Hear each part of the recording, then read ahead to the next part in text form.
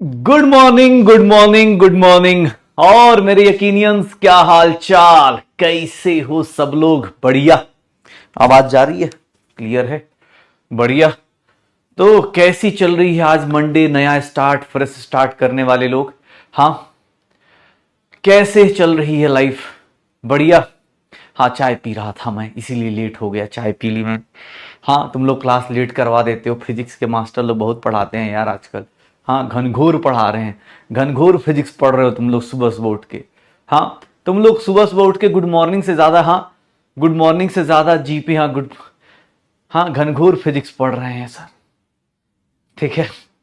हाँ, क्या है? अच्छा, कोई बात नहीं, अमृतसर की क्लास अगर कुछ होगा भाई, सब देखो, हर एक टीचर ऐसा नहीं कि मजे मजे में कोई क्लास कैंसिल कर रहा होगा। अब वैसे बहुत सारे इवेंट्स होते रहे, कुछ कुछ होता रहता है, तो अगर हुआ होगा तो क्लास हो जाएगी, टेंशन मत लो। हाँ, चलो, तो स्टार्ट करते हैं भैया, फ्रेश स्टार्ट में। आज हमारा थर्ड वीक है, इस वीक इस यकीन बैच का महीना नया स्टार्ट हो रहा है, जो उसकी कोई कमी नहीं होनी चाहिए। देखो आज, हाँ, अब कल पंजाब या बैंगलोर में से कोई नया चैंपियन भी मिल जाएगा। एकदम फ्रेश स्टार्ट किया था सबने इस सीजन में, और सब लोग देखो अपने टॉप मोस्ट पे पहुंच चुके हैं। सुबह सुबह जेई एडवांस का रिजल्ट भी आ गया है, एकदम शानदार मोटिवेशन का दिन बना हुआ है। और आज का दिन भी, हाँ, मतलब 2/6/2025, ठीक है, दिन बदलने वाला दिन है, मंजिल को भूलना नहीं है। ये सारी मोटिवेशन, ये सारी बातें याद रखिएगा। आज के दिन अगर पढ़ाई शुरू करेंगे तो जेई एडवांस का रिजल्ट आए चनाए, अपना जेई, हाँ, अपना अपना नीट का रिजल्ट जरूर आ सकता है।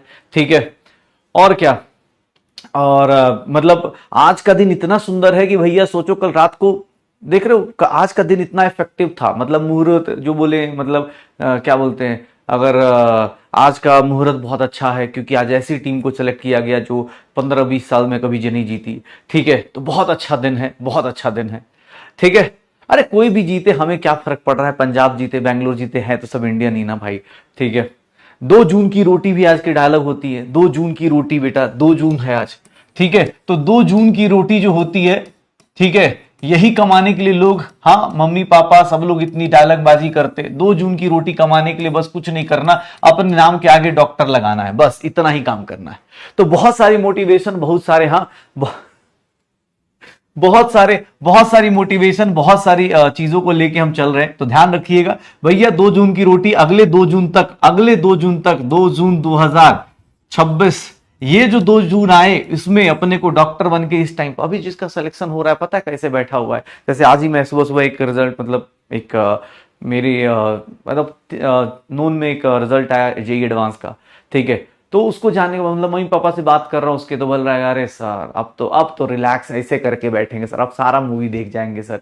हाँ, रिलैक्स होके बैठेंगे। सोचो, अब ढाई ढाई सब आराम से बैठे हुए हैं, तो अगले साल हमें इस टाइम पर ऐसे बैठना है, और 2 जून की रोटी याद रखनी, तोड़नी, और क्या। तो चलिए शुरू करते हैं। बहुत सारा, हाँ, लास्ट वीक में हमने स्टोइकोमेट्री फिनिश कर लिया है। लिमिटिंग रीजेंट हो, सीक्वेंशियल रिएक्शन हो, यील्ड कॉन्सेप्ट हो, प्योरिटी कॉन्सेप्ट हो, या फिर हमारे पास यूडियोमेट्री हो, सब कुछ हमने किया हुआ है। तो गाइज आ जाइए, एक बार फिर से शुरू करते हैं अपना सबसे पसंदीदा खेल। कौन सा? कौन बनेगा डॉक्टर। ठीक है, केबीडी। चलिए, महीने की शुरुआत और इस हफ्ते की शुरुआत एक साथ करते हुए गाइज हम लोग चलते हैं, और आगे की तरफ चलते हैं। हाँ, आगे की तरफ चलते हैं। बस बहुत प्यारा सा एक, आज की क्लास में एक दो क्वेश्चन बहुत प्यारे से हैं। मैं चाहूंगा जो लोग कमजोर न्यूमेरिकल करने वाले, कमजोर मेहनत करने वाले लोग हैं, बेटा आज तुम्हें रियलाइज होगा कि कोई, हाँ, कितना परेशान कर सकता है। स्टार्ट करते, कौन बनेगा डॉक्टर। जोर से बोलिएगा, अपने आप से बोलिएगा, क्या बोलना है। हाँ, मोटिवेशन की कमी नहीं होनी चाहिए भाई साहब, मोटिवेशन की एकदम कमी नहीं होनी चाहिए। ठीक है। हाँ, yes you can, yes you can, ऐसे 4 बार बोलिए। चलो ठीक है, स्टार्ट करते। ठीक है, हम लोग के पास स्टोइकोमेट्री पूरी खत्म हो चुकी है, तो हमारे पास कंसंट्रेशन टर्म्स आज चालू करेंगे। लेकिन पहला क्वेश्चन आपकी स्क्रीन पर ये रहा। बहुत बेसिक से क्वेश्चन से स्टार्ट कर रहा हूं, क्योंकि बाद में एक ट्विस्ट आने वाला है। सर बताइएगा, 8 ग्राम हाइड्रोजन और 32 ग्राम ऑक्सीजन को अगर मैं अलाउ करता हूं, 8 ग्राम हाइड्रोजन और 32 ग्राम ऑक्सीजन को अगर मैं अलाउ करता हूं, कितने लोग with in second limiting reagent निकाल सकते हैं? अगर आपने प्रैक्टिस करी है, कितने लोग with in second limiting reagent निकाल सकते हैं? बताओगे क्या? कितने लोग लिमिटिंग रिएजेंट निकाल पाओगे? जल्दी। वेरी गुड, बहुत सारे लोगों ने बैकलॉग कंप्लीट कर लिया है। वेरी गुड बेटा, बैकलॉग कंप्लीट करके आप इधर आए, बहुत अच्छा लगा। ठीक है, मेरे पास ताली बजाने का ऑप्शन इसमें है नहीं तो आपकी स्क्रीन पे आपके लिए ताली बजाता मैं। ठीक है, बैकलॉग जिन लोगों का भी हो गया प्लीज बेटा कोशिश करो, प्लान करो, 2-3 दिन लगाओ, पूरी वीडियोस को अच्छी स्पीड से, नोट्स को थोड़ा शॉर्ट लिखो, क्रिस्प लिखो। फिजिकल केमिस्ट्री फिजिक्स में तो ऐसे ही बहुत कम लिखना है। ठीक है, कौन होगा लिमिटिंग रिएजेंट? भैया पता चल रहा है क्या? 32 ग्राम के लिए कितना चाहिए? 4 ग्राम हाइड्रोजन चाहिए। 32 ग्राम के लिए 4 ग्राम हाइड्रोजन चाहिए, यहां 8 ग्राम है। भैया कुछ भी सॉल्व करना है क्या? दिख रहा है कि यही लिमिटिंग रिएजेंट होगा। कैसे सर? नंबर ऑफ मोल्स निकालने की जरूरत नहीं, रिएक्शन पढ़ो। 32 ग्राम के लिए 4 ग्राम, 32 ग्राम के लिए 4 ग्राम, ये पूरा का पूरा खत्म हो जाएगा। 4 ग्राम के लिए 32 ग्राम, तो 8 ग्राम के लिए 64। Oxygen is the limiting reagent, oxygen is the limiting reagent, O2 is the limiting reagent. पानी कितना बनेगा तो डिसाइड कौन करेगा? सर पानी देख लो, सर ये 36 ग्राम बन गया। सर पानी कितना बनेगा? मास ऑफ वाटर कितना बनेगा? 32 इंटू 36 डिवाइडेड बाई 32। सर कितना बन जाएगा? 36 ग्राम। तो ये भी गलत हो गया। O2 is the limiting reagent, O2 is the limiting reagent, O2 is the limiting reagent। Very good. जो लोग सी पे फंसे हैं बेटा थोड़ा सा प्रैक्टिस करिए। गलती से गलत हो जा रहा है, सुबह सुबह इससे कैसी गलती हो जा रही है गाइस? हाँ, सुबह सुबह कैसे गलती हो जा रही है? ये रिएक्शन खुद से लिखने की कोशिश करिए। एग्जाम हॉल में रिएक्शन नहीं लिखा हुआ मिलेगा, इस बात की गारंटी है। रिएक्शन खुद से लिखिए। नंबर ऑफ मोल्स दिया होता है तो लिमिटिंग रिएजेंट बहुत आसानी से निकल जाता है। अगर नंबर ऑफ मोल्स दिया होता है तो लिमिटिंग रिएजेंट बहुत आसानी से निकल जाता है। जल्दी से जल्दी गाइस, हाँ जल्दी से जल्दी। आज अपने पास एक क्लास होगी,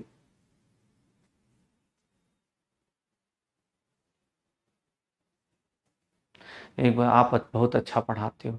नहीं बेटा आप भी बहुत अच्छे से पढ़ते हो, अदरवाइज सही बता रहा हूं, मैं बहुत गालियां सुनता हूं। ठीक है, हाँ थोड़ा सा, हाँ बहुत ज़्यादा।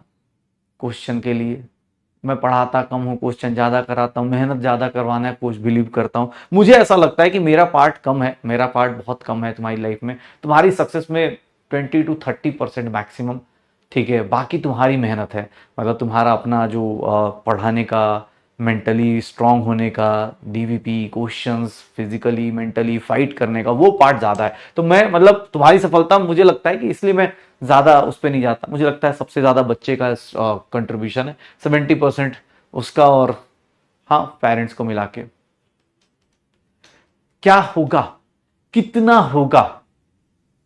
कितना होगा? सर इसमें रिएक्शन नहीं दी जाएगी, क्वेश्चन को ध्यान रखिए। जो लोग बेटा देखो एसिड बेस की रिएक्शन है, एसिड बेस की रिएक्शन है, देखो इसी को मैं बोलूं, अब जब इक्विलिब्रियम पढ़ लेंगे तो इसी में पीएच भी निकलवाऊंगा, इसी टाइप के क्वेश्चन में, इसी टाइप के क्वेश्चन में। इस बार तो एनटीए चाचा ने हमें फ्री भी कर दिया है कि भैया एकदम मतलब मस्त क्वेश्चन कराइए बच्चों को, जितना कॉन्सेप्ट मिक्स कराइए उतना ज्यादा मजेदार होगा। कैल्शियम सल्फेट प्लस H2O की बात कर रहा हूं, कैल्शियम सल्फेट प्लस 2H2O की बात कर रहा हूं, ये बन जाएगा। और अरे तो सबके मोल्स दिए हुए, सबके, इसके 0.5 नहीं, इसके 0.2 दिए, इसके 0.5 दिए। लिमिटिंग रिएजेंट कौन हो गया? लिमिटिंग रिएजेंट ये हो गया। सर लिमिटिंग रिएजेंट डिसाइड करेगा, लिमिटिंग रिएजेंट डिसाइड करेगा सर क्या बनने वाला है। सर इसके कितने मोल बनेंगे, इसके कितने मोल बनेंगे? 0.2 मोल बनेंगे। इसके कितने मोल बनेंगे? 0.2 मोल बनेंगे। कितने बनेंगे? 0.2 मोल। मोल दिया है तो फिर तो टेंशन ही नहीं है, मोल दिया है तो फिर टेंशन ही नहीं है। पक्का लिमिटिंग रिएजेंट याद हो गया? पक्का। अब अच्छा क्वेश्चन करे, क्या तैयार हो? हाँ तैयार हो अच्छा क्वेश्चन करने के लिए? पक्का बता रहा हूं भाई, सही बता रहा हूं। हाँ बाद में मत कहना कि सर आपने पहले नहीं बताया कि सर अच्छा क्वेश्चन आने वाला है, क्योंकि दिक्कत ये है, हाँ दिक्कत ये है कि बेटा लिमिटिंग रिएजेंट, स्टोइकोमेट्री ये सब पढ़ना आसान है। अभी जो क्वेश्चंस आएंगे, ठीक है, कोशिश करिएगा अच्छे क्वेश्चंस मिलेंगे, ट्राई कीजिएगा। अब जैसे ये क्वेश्चन पिछली क्लास में मैंने कराया था, बस आज मैंने फॉर्मूला ऑप्शन ना देके तुमसे क्या पूछ रहा हूं कि भैया फॉर्मूला तुम खुद बताओ, टोटल नंबर ऑफ कार्बन और हाइड्रोजन के एटम बताओ, यहां पर क्या फिल करोगे, यहां पर क्या फिल करोगे? जल्दी क्वेश्चन करो। ये क्वेश्चन कल क्लास में भी, लास्ट टाइम क्लास में भी कराया था। हाइड्रोकार्बन है बेटा, गैसियस हाइड्रोकार्बन है, कार्बन और ऑक्सीजन ही है, सॉरी कार्बन और हाइड्रोजन ही है। रिएक्शन आपको लिखना है, क्वेश्चन अटेम्प्ट करो। एग्जाम हॉल में ये सारी रिएक्शंस आपको मैंने बैलेंस करना भी सिखाया था, ठीक है, कि भैया 2x ले लो, ऐसे करके कर लो, बाकी कोई बात नहीं, ये देख लो क्या हो जाएगा, ऐसा बनेगा क्या? चलो बताओ।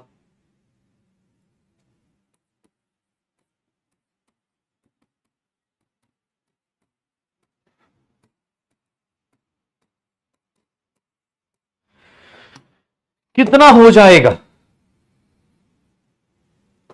सर, कितना हो जाएगा? इसका 40 ml है, तो 40 ml के लिए सर इससे कितना प्रोड्यूस होगा? 40x CO2 प्रोड्यूस होगा। 40 ml से कितना ml प्रोड्यूस होगा? 40x। और यहां पर कितना प्रोड्यूस होगा sir? 40 into Y by two produce होगा। 40 into Y by 2 ml produce होगा। तो सर अब देख लो, 40 ml नहीं सर, 10 ml है। Oh sorry sorry sorry, 10 ml है, 10 ml। सारी सारी गाइस, सारी, हाँ सारी सारी सारी। ये 10 ml से 10x बनेगा, 10x ml बन जाएगा, और ये 10x into Y by 2 ml बन जाएगा। सबकी वैल्यूज दी हुई हैं एग्जाम हॉल में बेटा। क्वेश्चन अटेम्प्ट करने में अब इसका वैल्यू कितना दिया है? 40, इसका वैल्यू दिया है 40, और इसका वैल्यू दिया है 50। सर x की वैल्यू कितनी आ जाएगी? 4। y की वैल्यू कितनी आ जाएगी? 10। सर क्या हम बता सकते हैं हमारा हाइड्रोकार्बन बेटा कौन है? C4H10 ब्यूटेन है। सर इसका क्वेश्चन यहां पर नंबर ऑफ एटम्स पूछा है, तो नंबर ऑफ एटम्स कितने हो जाएंगे? 14 हो जाएंगे। नंबर ऑफ एटम्स 14 हो जाएंगे। अब एग्जाम हॉल में मैं अलग तरीके से भी क्वेश्चन कर सकता था। देखो इसी को अलग अलग तरीके से पूछता तो कैसे पूछता? मैंने तुमसे नंबर ऑफ एटम्स पूछा, इस क्वेश्चन में टोटल नंबर ऑफ एटम्स पूछा, तुमने बोला सर 14 होगा। क्या मैं ऐसा बोल सकता था कि सर कार्बन का एटम का रेशियो, कार्बन अपॉन हाइड्रोजन के एटम का रेशियो भी पूछ सकता था एग्जाम हॉल में? कार्बन अपॉन हाइड्रोजन का रेशियो भी पूछ सकता था एग्जाम हॉल में, 2/5 पूछ सकता था। मैं इसका इंपेरिकल फॉर्मूला भी एग्जाम हॉल में पूछ सकता था कि बताइए उसका इंपेरिकल फॉर्मूला कैसा होगा। मैं इसके ऊपर क्वेश्चन यह भी पूछ सकता था कि भैया इसका इंपेरिकल फॉर्मूला और मॉलिक्यूलर फॉर्मूला सेम है क्या? नहीं सर सेम नहीं है। तो अलग अलग तरीके से इसी क्वेश्चन में आगे कुछ भी ऐड कर सकता था, इसी क्वेश्चन में आगे कुछ भी ऐड कर सकता था। तो दिमाग में ये सोच के रखो। मैं इसका मोलर मास पूछ सकता था कि बताइए इस गैस का मोलर मास बताओ। मोलर मास कितना हो जाएगा? सर 58 ग्राम हो जाएगा। ठीक है, मैं ऐसे क्वेश्चंस कभी भी घुसा सकता हूं। मैं ये भी पूछ सकता था क्या ये बेंजीन से हेवी है या बेंजीन से, हाँ बेंजीन से इसका मास ज्यादा है या कम है। इसी क्वेश्चन में चीजें ऐड हो सकती थी। अब जो लोग बोल रहे हैं सर ये रिएक्शन कैसे आता है बेटा, इसका मतलब आप लास्ट 2 क्लासेस से बहुत आराम से बैठे हुए हो, लास्ट 2 क्लासेस से बहुत आराम से बैठे हो। फिर ये रिएक्शन लास्ट 2 क्लास में आपको कराई गई। ये रिएक्शंस आपको बैलेंसिंग भी बताया गया है। सर यहां मोल्स का रेशियो, वॉल्यूम का रेशियो सेम होता है। मोल्स का रेशियो, वॉल्यूम का रेशियो सेम होता है। क्यों? क्योंकि सर यहां 1 मोल लिखो चाहे 1 ml लिखो, मोल्स का रेशियो अगर प्रेशर टेम्परेचर सेम है तो मोल्स का रेशियो और वॉल्यूम का रेशियो क्या रहेगा? सेम रहेगा। पक्का श्योर हो? देख लो ऐसे क्वेश्चन मिल सकते हैं ना बेटा, ऐसे क्वेश्चन मिल सकते हैं ना। श्योर हो? ऐसे क्वेश्चन जब भी मिले देख लेना। ये देखो अब इस क्वेश्चन करो, परसेंटेज ऑफ कार्बन और हाइड्रोजन निकालना मैंने बहुत पहले सिखाया था। जब मास परसेंटेज निकालना सिखा रहा था तभी मैंने बताया था परसेंटेज ऑफ कार्बन और हाइड्रोजन। जल्दी निकालो। ये क्वेश्चन ऑर्गेनिक का भी है, ये क्वेश्चन फिजिकल का भी है। ये क्वेश्चन ऑर्गेनिक का भी है, ये क्वेश्चन फिजिकल का भी है। बताओगे क्या आंसर आएगा?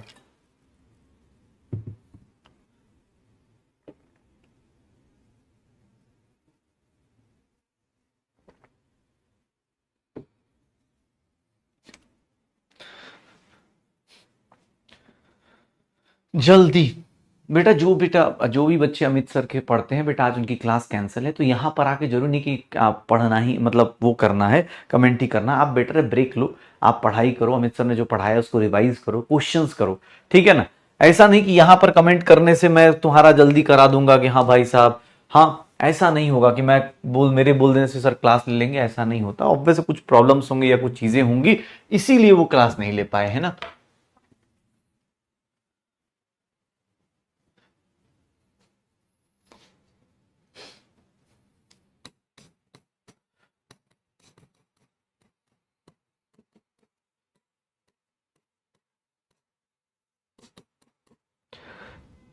ऐसा था क्या? ये देख लो, ऐसा था क्या? ये क्या बताता था? Mass of carbon present, mass of carbon present divide by mass of organic compound into 100। Sir यहां पर पुट कर दो, मास ऑफ CO2 कितना है 330, ये कितना है 120 इंटू 100 कर दिया सर, 0 0 12 से ये गया सर, ये 4 टाइम्स, ये 3 टाइम्स, 4 से ये कितना हो गया सर, ये 25 हो गया, ये कितना आ जाएगा 75% आ जाएगा, कितना आ जाएगा 75% आ जाएगा, कितना आ जाएगा 75% आ जाएगा। जो बच्चे आज स्टार्ट कर रहे हैं, मैं बेटा तुमसे एक रिक्वेस्ट करूंगा, मैं जानता हूं हम लोग आगे जा चुके हैं, बट तुम ऐसा नहीं कि तुम बहुत पीछे हो चुके हो, तुम्हारे पास एक हफ्ते का एक प्लान बनाओ कि मैं कम से कम, और 2 सब्जेक्ट का प्लान बना लो, चाहे वो फिजिक्स केमिस्ट्री हो, फिजिक्स बॉटनी हो, फिजिक्स जूलॉजी हो, कोई भी 2 सब्जेक्ट का प्लान बना लो कि एक हफ्ते में इन 2 सब्जेक्ट्स को मैं पूरा इनका बैकलॉग फिनिश करूंगा। जो बच्चे अभी नए नए आए हैं उनसे मैं बोल रहा हूं कि पैनिक मत हो कि अरे सर हमें कुछ समझ में नहीं आ रहा, हम क्या करें।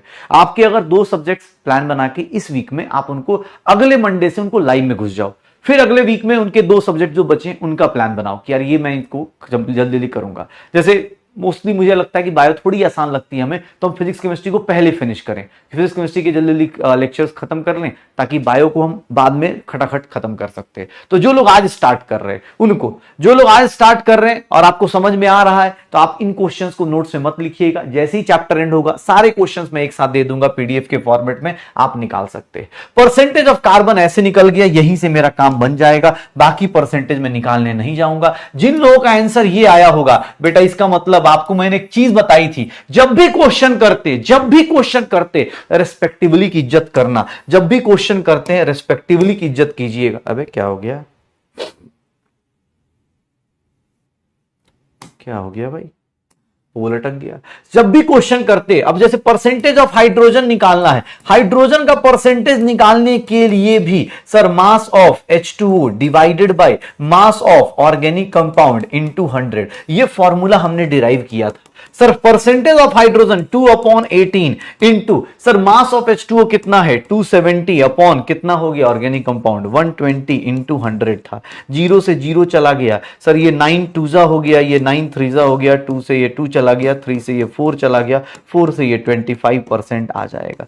D is the correct answer, D is the correct answer. पक्का श्योर हो? आ जाओ अगला क्वेश्चन। लाइम स्टोन दिया हुआ है बेटा, लाइम स्टोन दिया हुआ है, लाइम स्टोन से लाइम कितना निकलेगा बेटा। कैलकुलेशन में जिन लोगों को रिएक्शन याद नहीं आ रही, ये क्वेश्चन हम बहुत बार कर चुके हैं, बहुत बार कर चुके हैं। ये क्वेश्चन आपके सामने आपकी स्क्रीन पर ये रहा, 100 ग्राम से कितना बनता है 56 ग्राम। सर बताइएगा यहां पर ये कितना ग्राम बनेगा, आंसर निकालिए खटाखट खटाखट खटाखट जल्दी।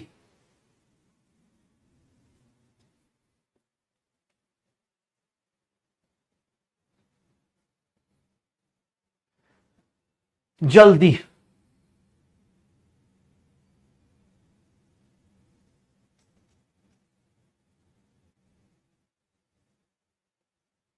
क्या होगा। एनसीईआरटी में होमवर्क दिया था बेटा, मैं पूछूंगा ऑब्वियस है, मैंने आपको एनसीईआरटी से रीड करने के लिए पिछले क्लास में कुछ होमवर्क दिया था।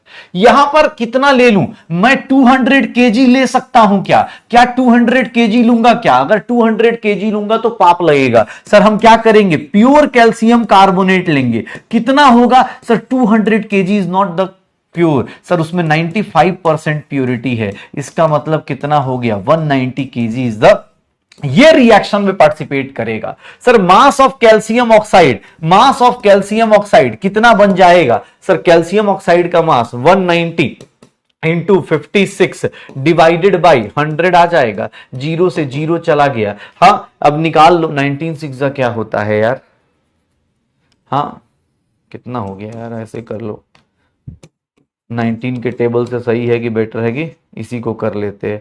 हाँ 54 11 और 95 4 6 10 1064 डिवाइड बाई 10 106.4 केजी, 106.4 केजी कितना आ जाएगा 106.4 केजी आ जाएगा। ठीक है तो भैया 19 का टेबल हाँ थोड़ा सा याद रखना डिफिकल्ट हो जाता है, बट हाँ ठीक है। आइए एक अच्छा क्वेश्चन और आपका इंतजार कर रहा है, एक अच्छा क्वेश्चन और आपको इंतजार कर रहा है। कैसा क्वेश्चन, ये देखिए MnO2 का, Mn का मास कितना होता है क्लास के अंदर बताया भी था Mn का मास 55 ग्राम, MnO2 का मास कितना होता है 87 ग्राम होता है।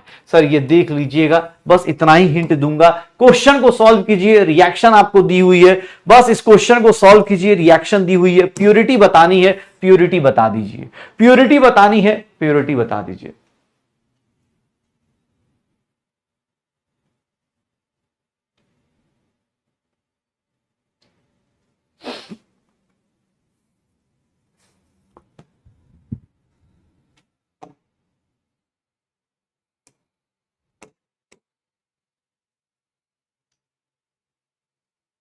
करिए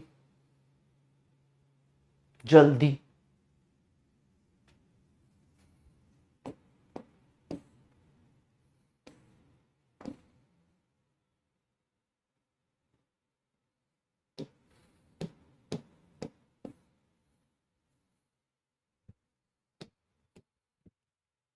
क्या होगा, कितना आएगा? सर 87 ग्राम है, 87 ग्राम से ये कितना बन रहा है 22.4 लीटर। सर ये 2.24 लीटर अगर बनेगा, सर ये हमें दिया हुआ है, सर वो मास ऑफ सैंपल दिया है 10 ग्राम, 2.24 लीटर दिया है। प्योर मैग्नीशियम ऑक्साइड कितना निकाल देंगे, प्योर मैग्नीज ऑक्साइड कितना आ जाएगा? सर ये कितना आ जाएगा 2.24 इंटू 87 अपॉन 22.4 कर दूं, सर ये कितना आ जाएगा 10 आ जाएगा। सर इतना ही फास्ट आपको सोचना है, क्यों? क्योंकि भैया आपको पता है इसका मास निकालना है, इसका मास जो आएगा प्योर का आउट ऑफ 10। परसेंटेज प्योरिटी कैसे निकालते हैं? अगर आपने डीपीपी कर लिया है तो ये सारे क्वेश्चंस बेटा बहुत आसान होने चाहिए आपके लिए। सर परसेंटेज प्योरिटी कितना होगा? सर 87% होगा। परसेंटेज प्योरिटी कितना हो जाएगा 87% is the purity, 87% is the purity. बस ये क्वेश्चंस हैं। चलो आ जाओ, अच्छे क्वेश्चंस। फिर से थोड़ा सा अगला क्वेश्चन जो है बेटा थोड़ा सा ध्यान से पढ़िएगा, इस क्वेश्चन को थोड़ा ध्यान से कीजिएगा, मतलब पढ़िए क्वेश्चन को, आंसर क्या देना है सोच समझ के दीजिएगा।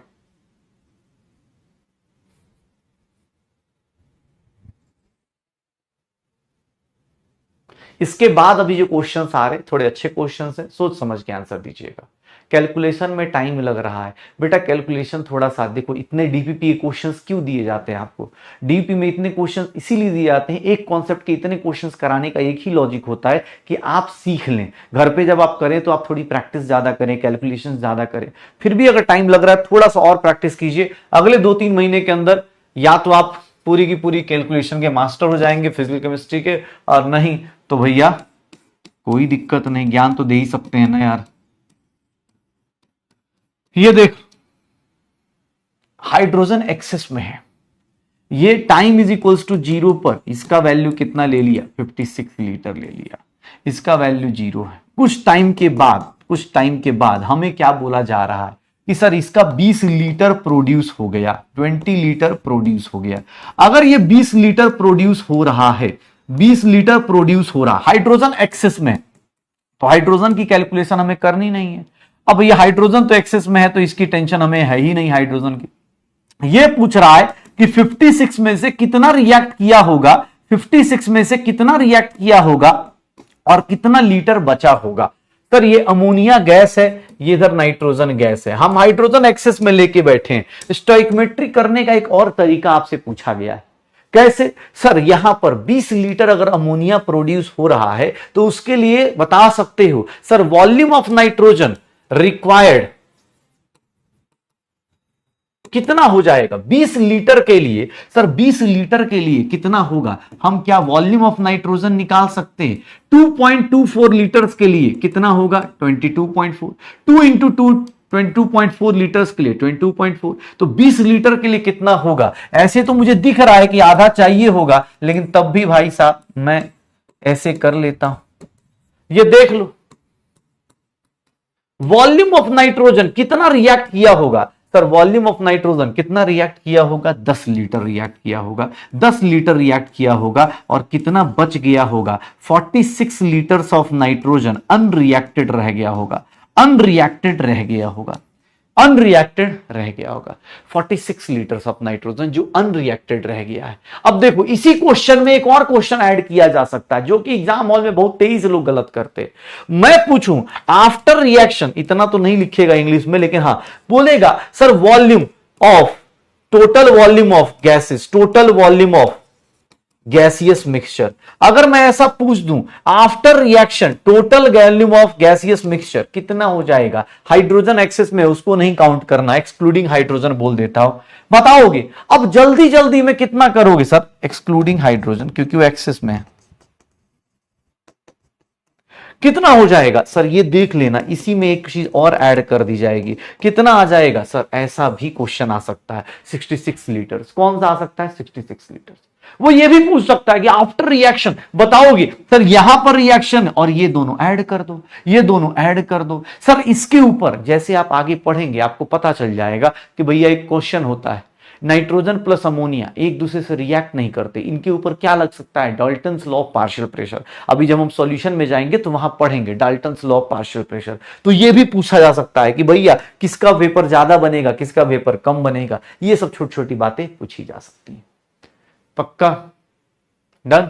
तो 66 लीटर कहां से आया, 46 प्लस 20 फिर 66 आ जाएगा। आफ्टर वॉल्यूम इतना निकल जाएगा। पक्का। हाँ अभी आगे देखेंगे डाल्टन्स लॉ आएगा जब हम सॉल्यूशन पढ़ेंगे, जब अलग अलग साइज के मिक्सचर्स पढ़ेंगे वहां पर पढ़ेंगे। भैया आज का सबसे बेहतरीन और सबसे आखिरी क्वेश्चन, भैया ये ट्रिपल स्टार क्वेश्चन है। ये क्वेश्चन जिसने कर लिया समझो स्टोइकियोमेट्री का वो मतलब भैया धुरंधर बादशाह है। बहुत आराम से पढ़िएगा, बहुत सुंदर सा क्वेश्चन है, एक बार पढ़ के देखिए मजा आएगा। इस क्वेश्चन को करके देखिए, इस क्वेश्चन को करके देखिए, क्या क्वेश्चन है भाई साहब, क्या क्वेश्चन है ये देख लीजिए।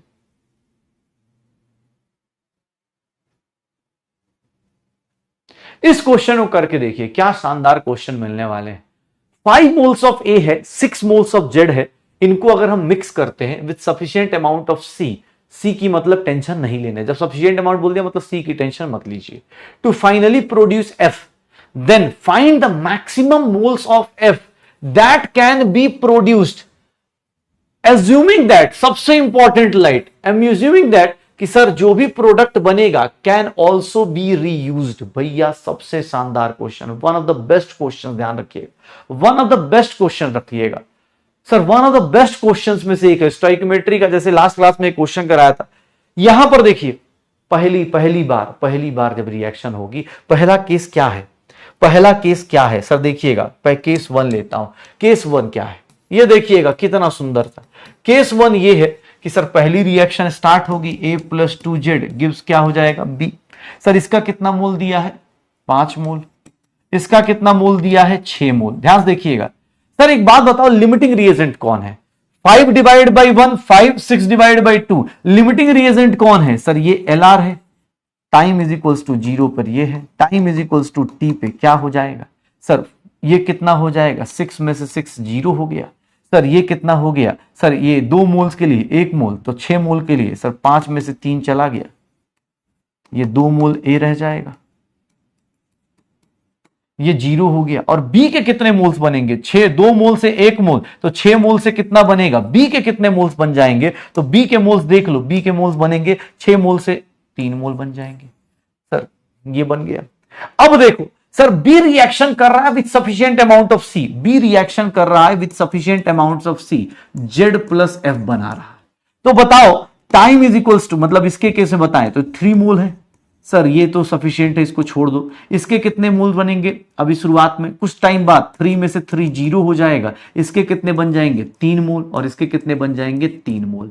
सर एफ के कितने मोल्स बन गए 3 मोल्स। अगर आप इसको आंसर दे रहे हो गलत कर रहे हो, अगर आपने इसको आंसर दे दिया गलत हो गया सर। आपका एफ का मोल्स कितने आएंगे 3 नहीं आएंगे, एफ के मोल्स 3 नहीं आएंगे। क्यों, क्योंकि सर केस 1 में जो रिएक्शन बना उसमें 3 मोल्स ऑफ एफ तो प्रोड्यूस हुआ, लेकिन फिर से 3 मोल्स ऑफ जेड आ गया, ये फिर से 3 मोल्स ऑफ जेड आ गया। भैया रिएक्शन में लिखा है कि इट कैन बी रीयूज्ड, मतलब अब केस 2 आ जाओ, केस 2 में क्या आ गया, रिएक्शन फिर से स्टार्ट होगी, फिर से स्टार्ट होगी। क्यों, क्योंकि सर देखिएगा सर रिएक्शन में देखिएगा इसके 2 मोल बचे हुए हैं, ए के 2 मोल, और बी के कितने, जेड के कितने बन गए 3 मोल्स बन गए। देख लो ये देख लो केस 2, पहले ये रिएक्शन हुई, यहां से 3 मोल्स ऑफ एफ प्रोड्यूस हुआ, 3 मोल्स ऑफ एफ प्रोड्यूस हुआ। बेटा बहुत सही क्वेश्चन है, देख लीजिए।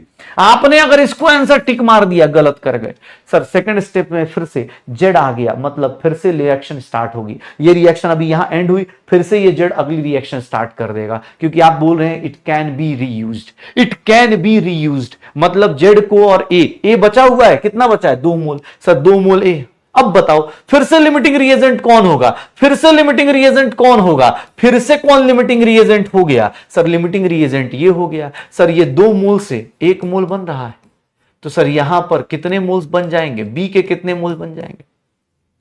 अब फिर से बी किससे रिएक्ट करेगा, sufficient amount of C plus Z plus F. Sir ये 1.5 मोल अगर रिएक्ट करता है तो सर 1.5 माइनस 1.5 ये 0 हो गया, इसके कितने बनेंगे 1.5 मोल्स, इसके कितने बनेंगे 1.5 मोल्स। सर केस 2 में, केस 2 से जेड के कितने मोल्स बनेंगे सर, 1.5 मोल्स ऑफ एफ बन जाएगा। देख लो 1.5 मोल्स।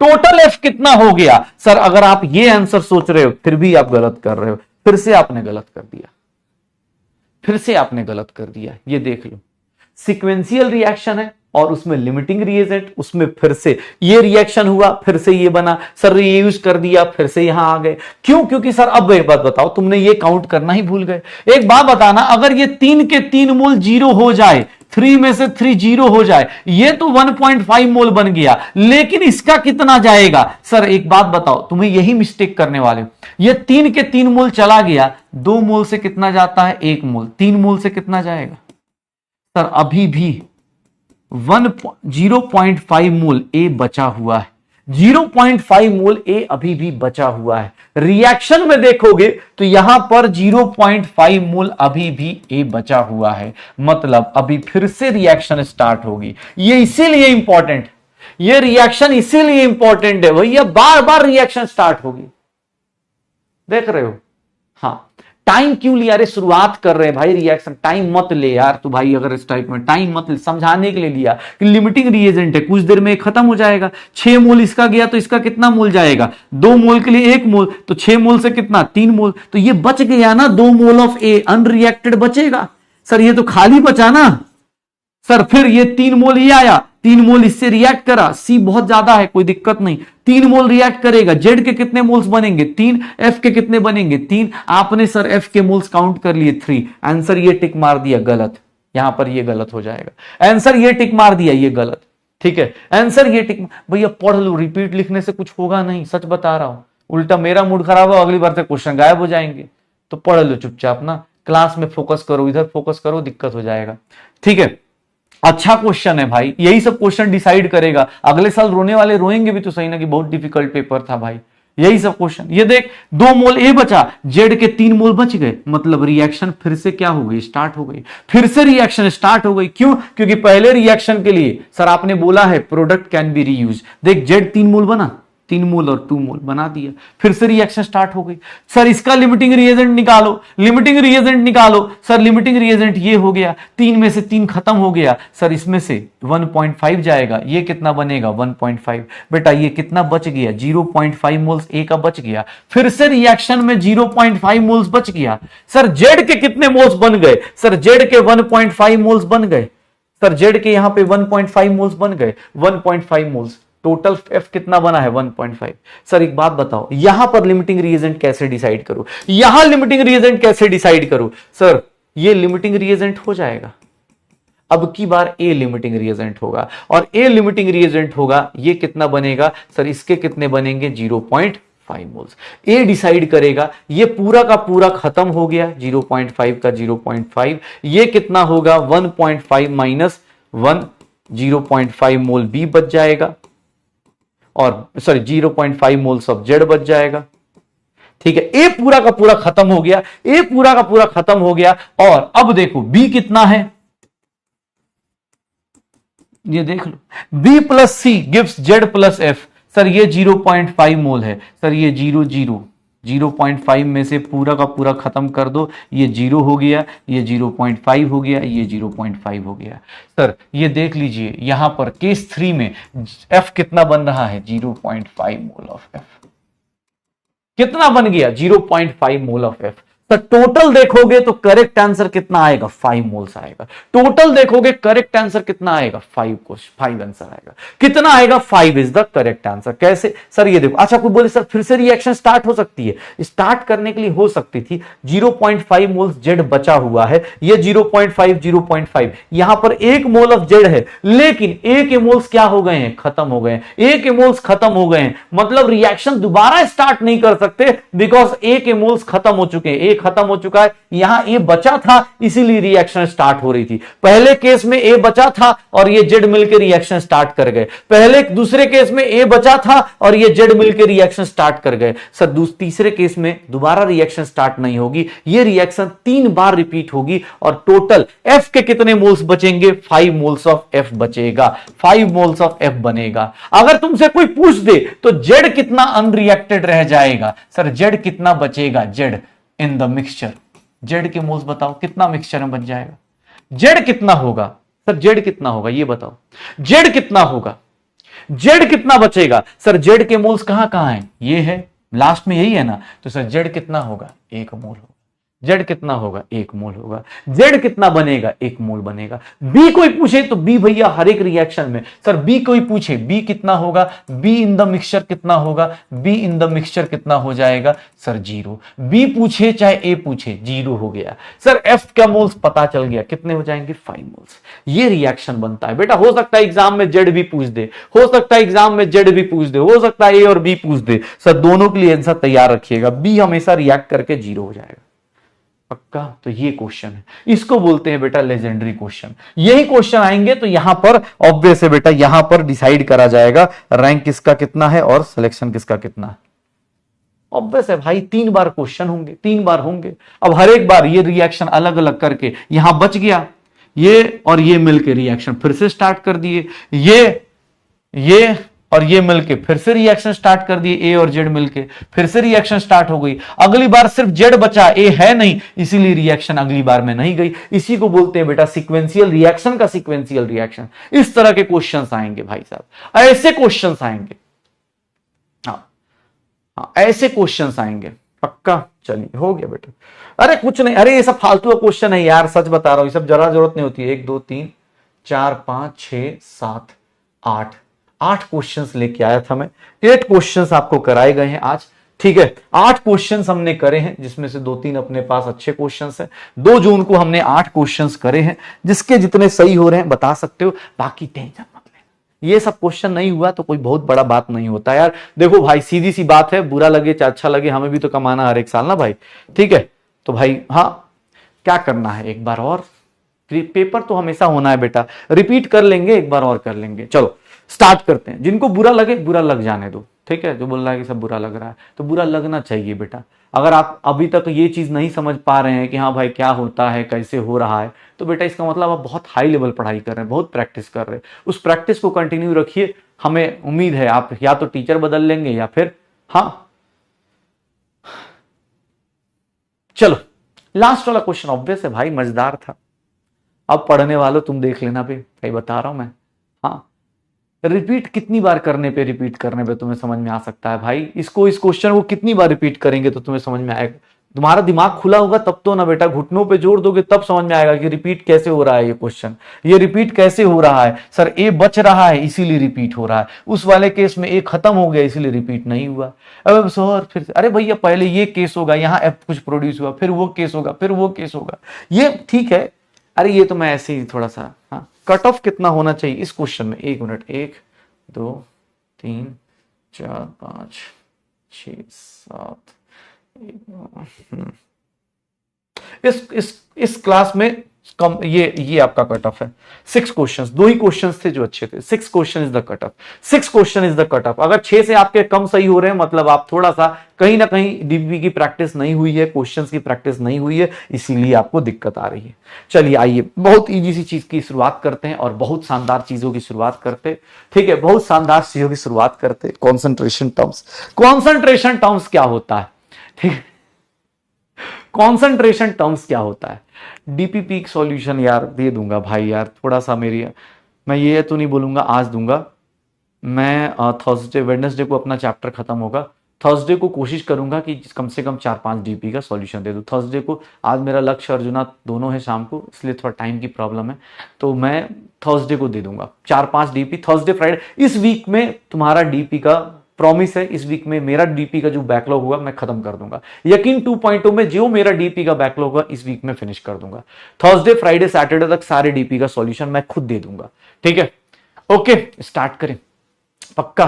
कंसंट्रेशन टर्म्स की बात कर रहे भैया, देखो स्टोइकोमेट्री पढ़ चुके हो, बहुत शानदार चीजों पढ़ने के बाद अब एक लास्ट टॉपिक है मोल कॉन्सेप्ट का, जो जहां एंड होगा यहीं से सॉल्यूशन चालू हो जाता है। तो कोशिश करिएगा कि भैया यहां जो पढ़ेंगे एक हफ्ते, अगले हफ्ते सॉल्यूशन भी चालू हो जाएगा, रेडॉक्स के बाद वही आएगा। तो भैया सॉल्यूशन में जब दोबारा आए तो हाँ था रिपीट कर दीजिएगा, तो नहीं हो पाएगा रिपीट भाई अभी, क्योंकि सीधी सी बात है, आप 11th में हैं, 12th में नहीं गए हैं, मतलब ऐसा नहीं है कि 11th से 12th में गए 1 साल का गैप आएगा, 1 हफ्ते का गैप आएगा, रेडॉक्स 3-4 दिन 5 दिन में हो जाएगा, तो फिर उसके बाद कॉन्सेंट्रेशन टर्म वहां आएगा। तो जो पढ़ेंगे यहां पर ध्यान से पढ़िएगा।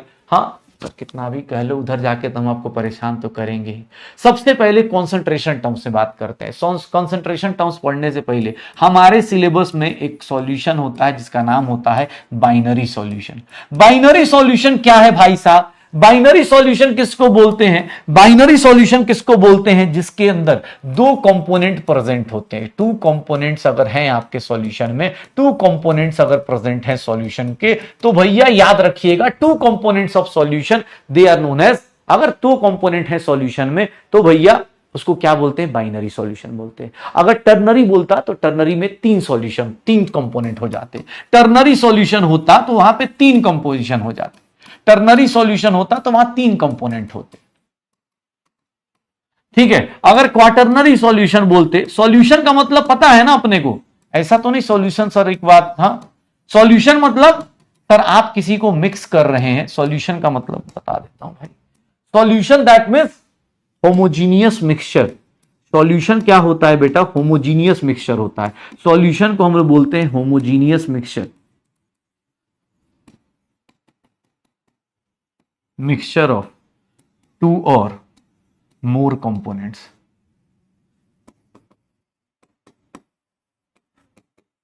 ठीक है। सॉल्यूशन में क्या होता है? सॉल्यूशन में ध्यान सुनिएगा 2 और more components.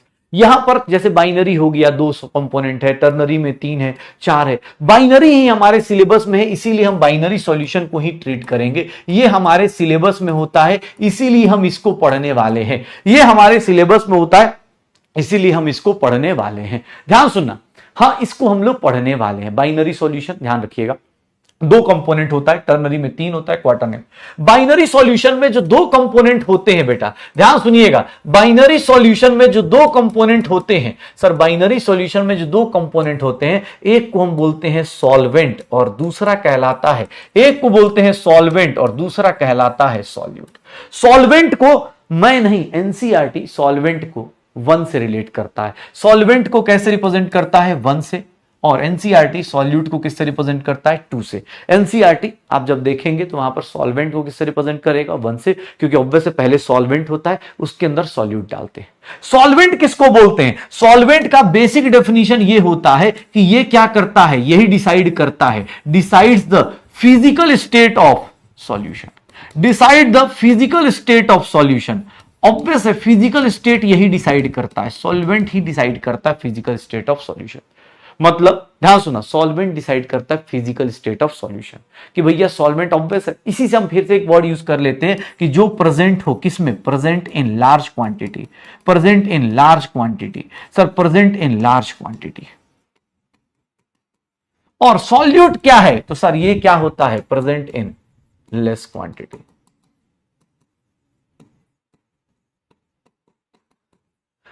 Present in less quantity. ध्यान सुनिएगा, हम लोग मेनली क्या करते हैं भैया, सॉल्वेंट क्या करता है, ये डिसाइड करता है फिजिकल स्टेट। मतलब जैसे फॉर एग्जांपल एक सिंपल सी बात करता हूं, ये देखो, अगर मैं बोलता हूं, ये देखो, अब मैं कैसे डिसाइड करूं मैं कैसे डिसाइड करूं कौन सॉल्वेंट है कौन सा क्या है? तो मैं यहां पर सॉल्यूशन बनाता हूं, ध्यान सुना, सॉल्यूशन बनाता हूं। इसका सॉल्यूशन कैसा सॉल्यूशन होगा? लिक्विड सॉल्यूशन होगा। तो मुझे कैसे पता चलेगा कि सर कौन सॉल्यूट है कौन सॉल्वेंट है, कौन सॉल्यूट है कौन सॉल्वेंट है? ध्यान सुना, कौन सॉल्यूट है कौन सॉल्वेंट है। पहले सुन रहा, क्वांटिटी से बदले, क्वांटिटी के बदले अगर आपको मैंने क्या दे दिया, फिजिकल स्टेट दे दिया, फिजिकल स्टेट से कैसे डिसाइड करोगे कि सॉल्वेंट कौन है सॉल्वेंट कौन है? फिजिकल स्टेट से कैसे डिसाइड करोगे? ये देखो सॉल्यूशन किस में है? लिक्विड में। सर ये लिक्विड में है, ये सॉलिड में है, ये क्या हो जाएगा? सॉल्वेंट।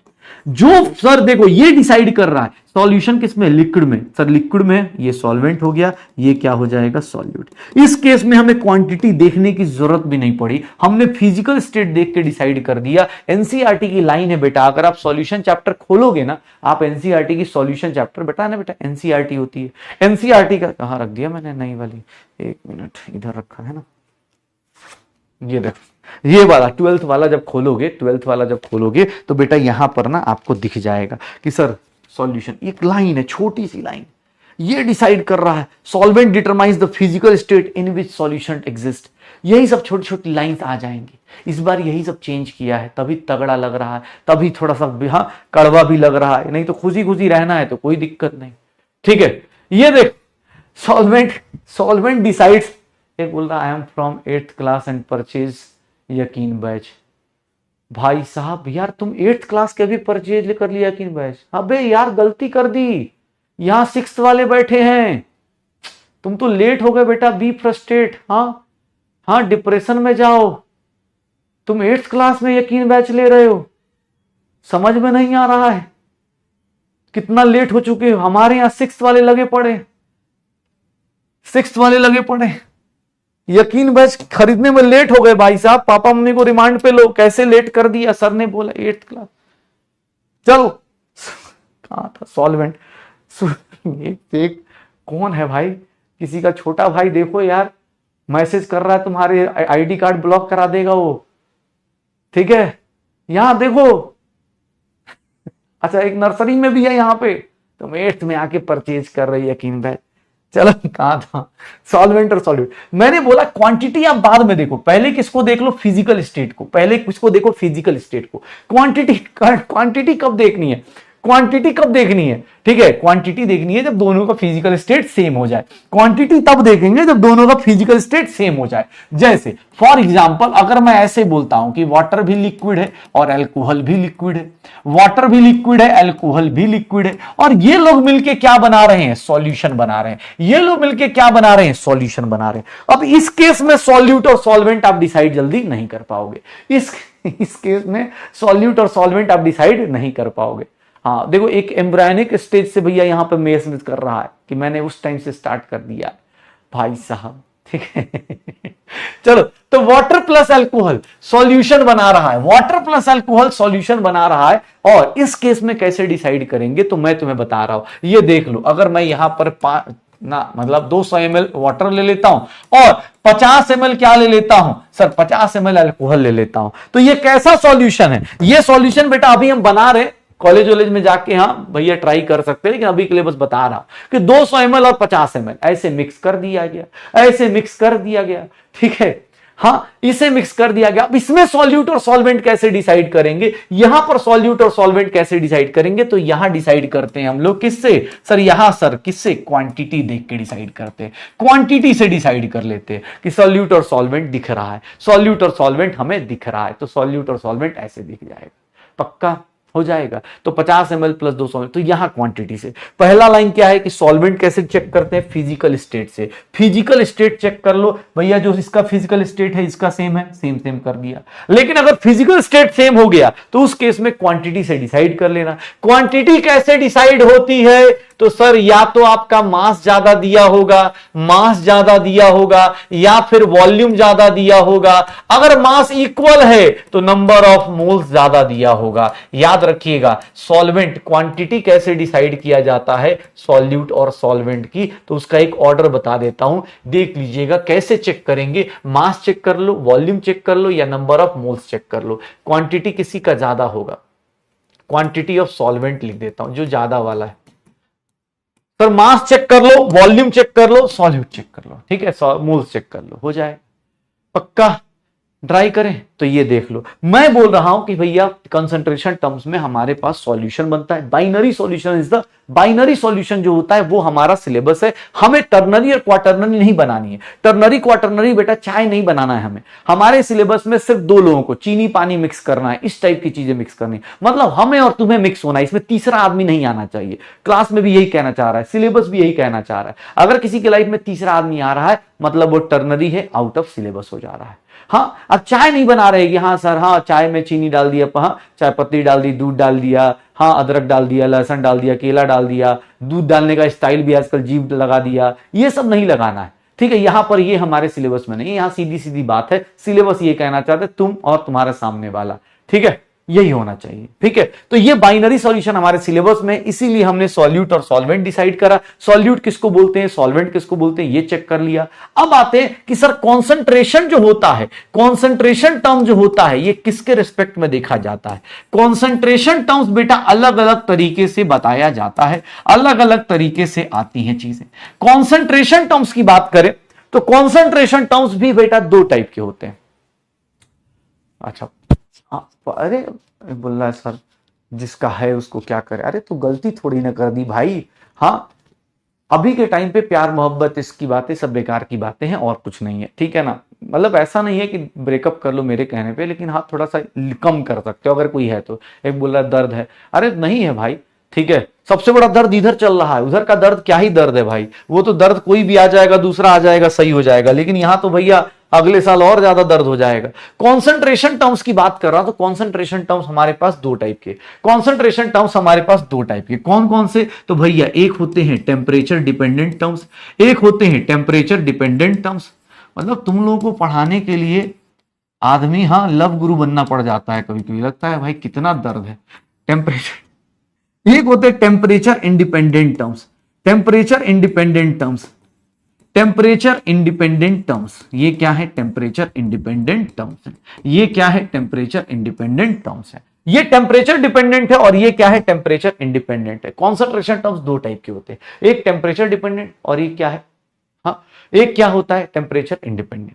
टेम्परेचर डिपेंडेंट टर्म्स मतलब सर क्या हो जाए, those concentration terms, those concentration terms, concentration terms जिनकी value, sir those concentration terms whose value do not changes with, do not changes with, जो किसके साथ चेंज ना कर रही हो, टेम्परेचर के साथ। याद रखिएगा टेम्परेचर डिपेंडेंट लिखा, sorry sorry sorry sorry sorry, ये टेम्परेचर डिपेंडेंट है। Those concentration terms whose value changes with temperature, temperature के साथ जो चेंज करता है वैसे लोगों को बोलते हैं। इनकी कंडीशन क्या होती है, यहां पर एक कंडीशन लगी होती है कि भैया अगर आपके पास इफ वॉल्यूम इज प्रेजेंट, अगर वॉल्यूम प्रेजेंट है तो उसको क्या बोल देंगे, वॉल्यूम प्रेजेंट है तो उसको क्या बोल देंगे, टेम्परेचर डिपेंडेंट। क्यों, क्योंकि बेटा वॉल्यूम जो होता है, टेम्परेचर चेंज करोगे, टेम्परेचर चेंज करोगे, टेम्परेचर चेंज करोगे, वॉल्यूम क्या हो जाएगा, temperature changes, volume changes, volume changes. तो याद रखिएगा जहां वॉल्यूम का टर्म आया उसको क्या बोल देंगे, टेम्परेचर डिपेंडेंट। और सर देख लीजिए sir, temperature dependent independent terms किसको बोलेंगे, दोस कॉन्सेंट्रेशन टर्म्स जो क्या करने वाले हैं, whose value are independent of change in temperature.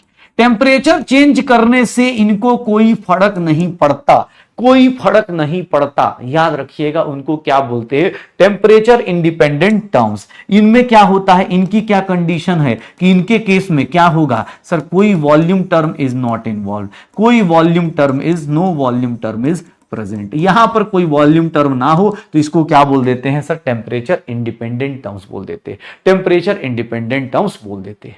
तो याद रखिएगा कॉन्सेंट्रेशन टर्म्स कौन से, टेम्परेचर डिपेंडेंट और टेम्परेचर इंडिपेंडेंट। अब जितने भी कॉन्सेंट्रेशन टर्म्स में बताऊंगा उन सब में आपको ये लॉजिक लगाते रहना है, कहां टेम्परेचर डिपेंडेंट है, कहां टेम्परेचर इंडिपेंडेंट है, कहां टेम्परेचर डिपेंडेंट है, कहां टेम्परेचर इंडिपेंडेंट है।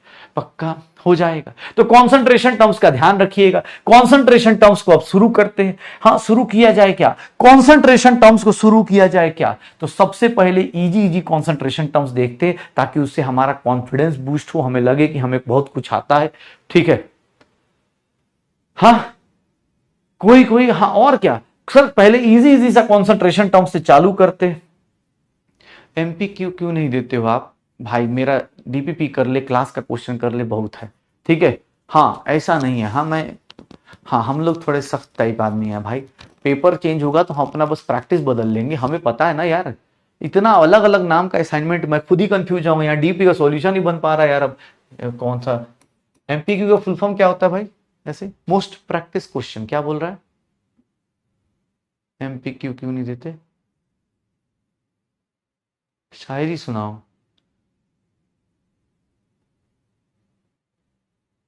एमपीक्यू फुल फॉर्म क्या होता है यार? क्या होता है? कौन है जो एमपीक्यू फुल फॉर्म तो बताए? एमपीक्यू क्या होता है? क्यों मतलब तो मैं क्वेश्चन समझ गया। मगरमाछ, मगरमाछ फिर मगरमच्छ प्रैक्टिस, मगरमच्छ क्या होता है?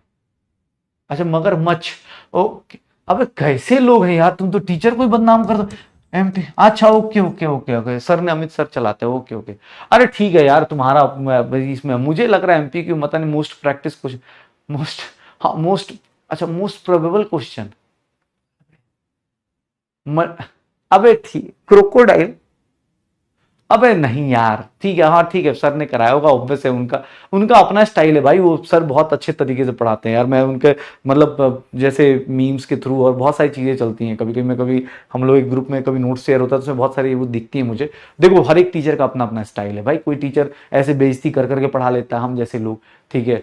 हाँ कुछ टीचर्स का होता है कि भाई उनको जैसे मीम्स हो गए सब। अब मैं यार, हाँ हम लोग की जिंदगी खुद ही मीम बनी पड़ी है, मैं किस में क्या ही मीम सोच ही नहीं पाता यार, ठीक है। हाँ ठीक है, अब तुम एमपीक्यू करना है भाई, मैं मेरा डीपी कर लो एमपीक्यू भाई, मुझे अब एमपीक्यू नहीं पता। हाँ हाँ चलो चलो यार, जुल्फे खराब हो गई, चलो आगे चलते हैं। चल कहाँ था यार, मैं सोच रहा हूँ क्या एमपीक्यू एमपीक्यू बोल रहा है, कॉन्सेंट्रेशन टर्म्स बोल रहा हूँ, कॉन्सेंट्रेशन टर्म्स। ठीक है ना बेटा, आपको लगता है आप जाके कर सकते हो, अच्छी बात क्या है, आपके पास दो दो टीचर्स का ऑप्शन है, कि जो हर एक टीचर की अपनी अपनी कुछ अच्छी क्वालिटीज है, आप दोनों में से कुछ भी यूज कर सकते हो, ठीक है। हाँ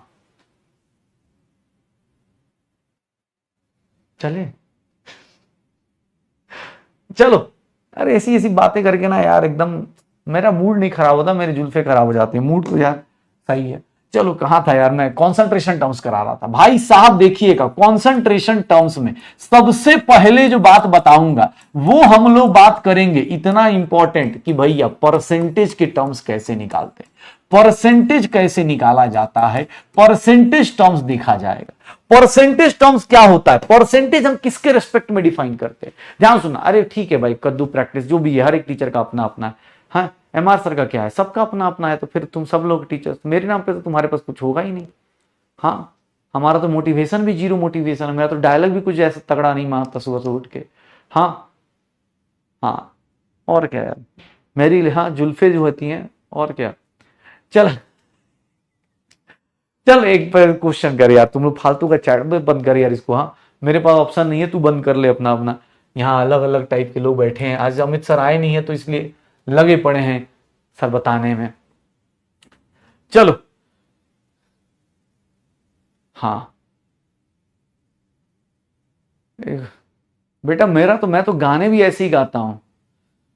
उड़े जब जब जुल्फे तेरी, क्वेश्चन की लाइन लग जाए, ऐसे गाने हो जाते हैं भाई मेरे, ठीक है।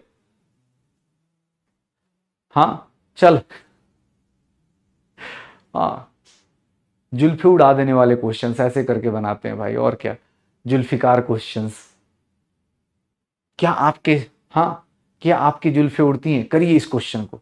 चलिए स्टार्ट करते हैं। परसेंटेज टर्म्स की बात कर रहा हूं। परसेंटेज टर्म्स में सबसे पहली चीज, सबसे पहले परसेंटेज किसके रिस्पेक्ट में डिफाइन होता है बेटा? 100 के रिस्पेक्ट में। इतना तो पता है परसेंटेज कैसे डिफाइन होता है। अगर मैं बोलता हूं कि percentage of and any component in the solution, अगर मैं परसेंटेज किसी का बोलूं, any component of the solution, please बेटा देखना यहां से 3 फॉर्मूले तुम्हारे लिए निकल जाएंगे, प्लीज सोचना।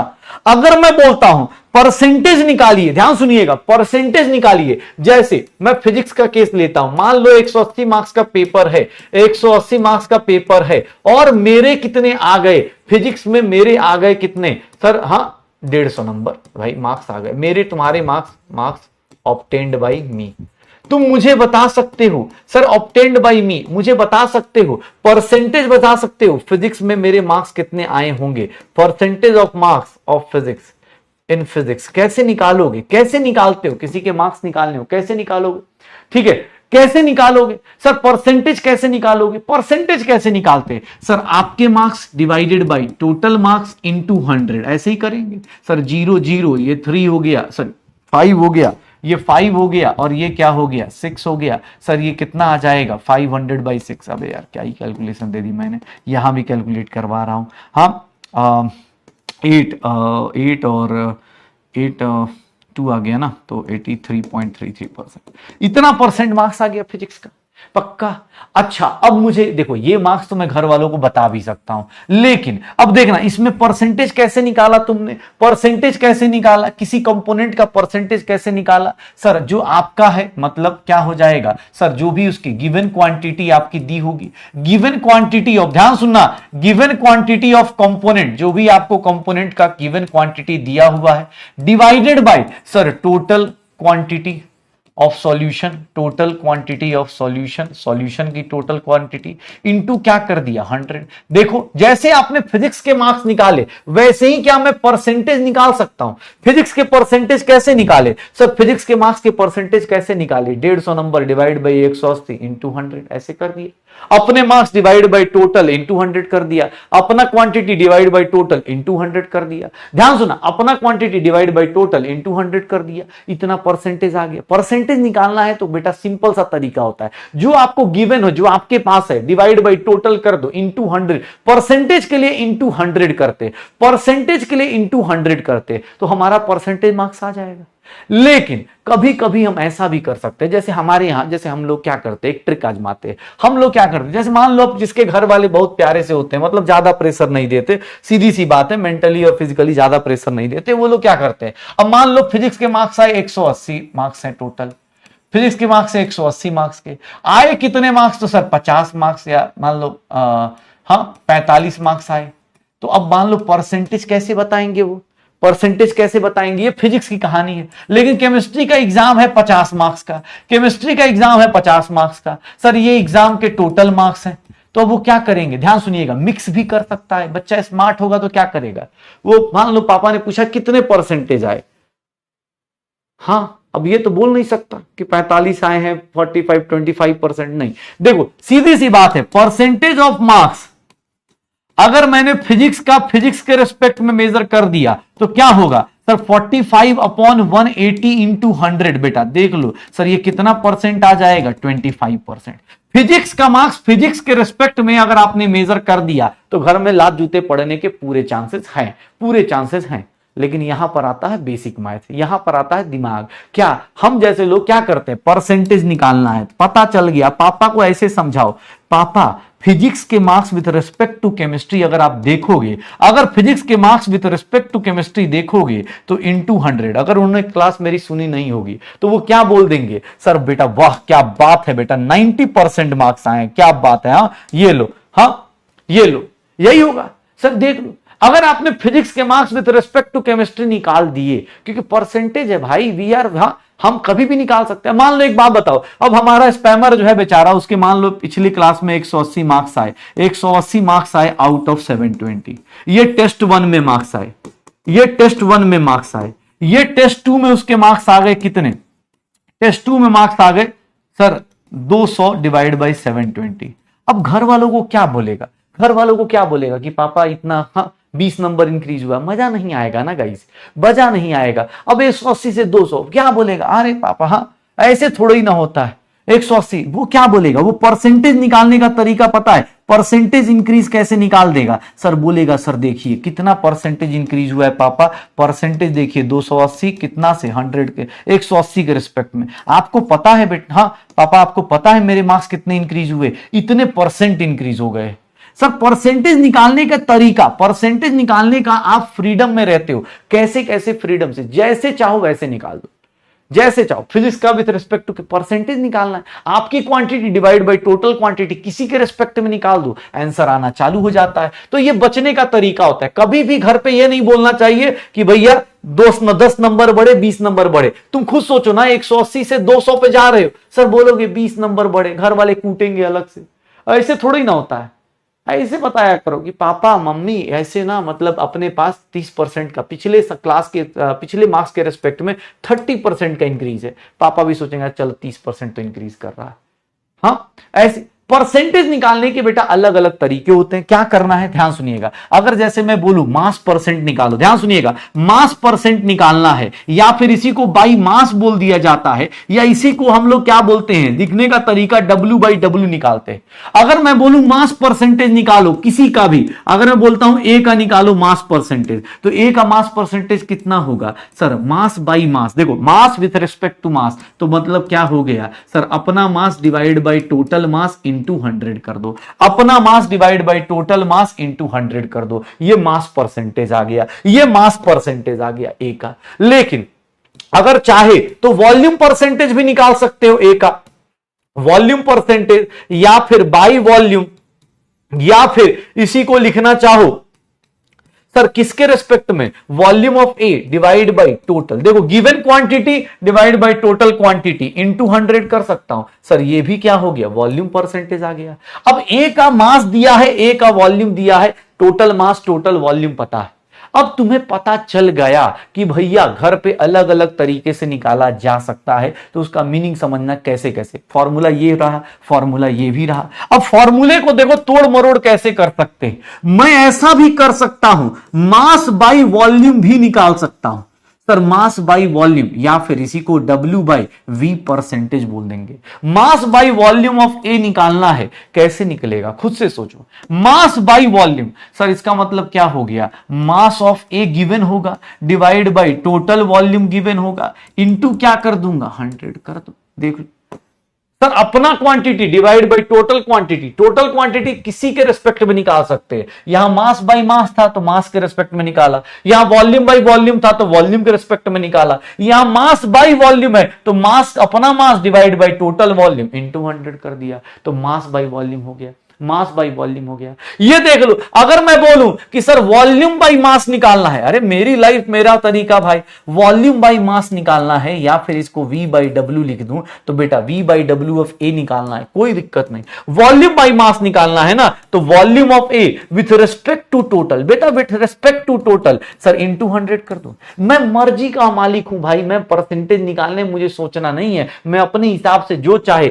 जिस तरीके से, जैसे मैंने क्या बोला, मेरे फिजिक्स में मार्क्स कम होंगे उसको केमिस्ट्री के रिस्पेक्ट में मेजर कर दो, केमिस्ट्री के मार्क्स कम होंगे फिजिक्स के रिस्पेक्ट में मेजर कर दो।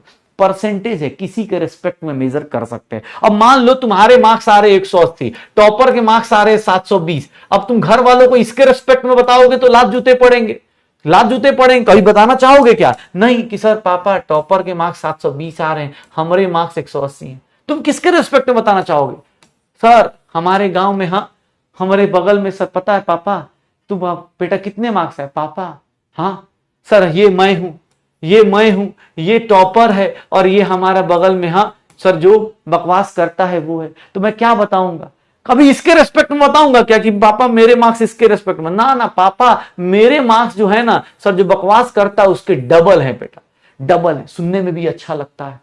परसेंटेज निकालना बेटा अपने हाथ में होता है, तुम जिसके टर्म में चाहोगे उसके टर्म में निकाल सकते हो, मास बाई मास निकाल सकते हो, मास बाई वॉल्यूम निकाल सकते हो, वॉल्यूम बाई वॉल्यूम निकाल सकते हो, वॉल्यूम बाई मास, बस हमेशा किसके मल्टीप्लाइड बाई 100, हमेशा किसके मल्टीप्लाइड बाई 100। कभी भी कोई भी देखो ये तरीके, ऐसा नहीं कि घर पे यही ट्राई करना है, कभी कोई पूछे कितना परसेंट का इंक्रीज हुआ, ऐसे बताने में अच्छा लगता है, ठीक है।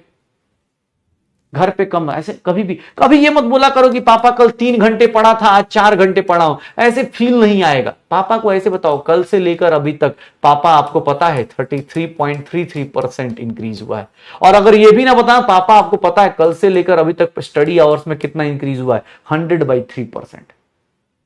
सुनने में अच्छा लगता है, ठीक है, खुद भी अच्छा लगेगा, घर वालों को भी, बाद में पता चलेगा अच्छा ये स्कैम है। हाँ ऐसा स्कैम भी होता है, ठीक है।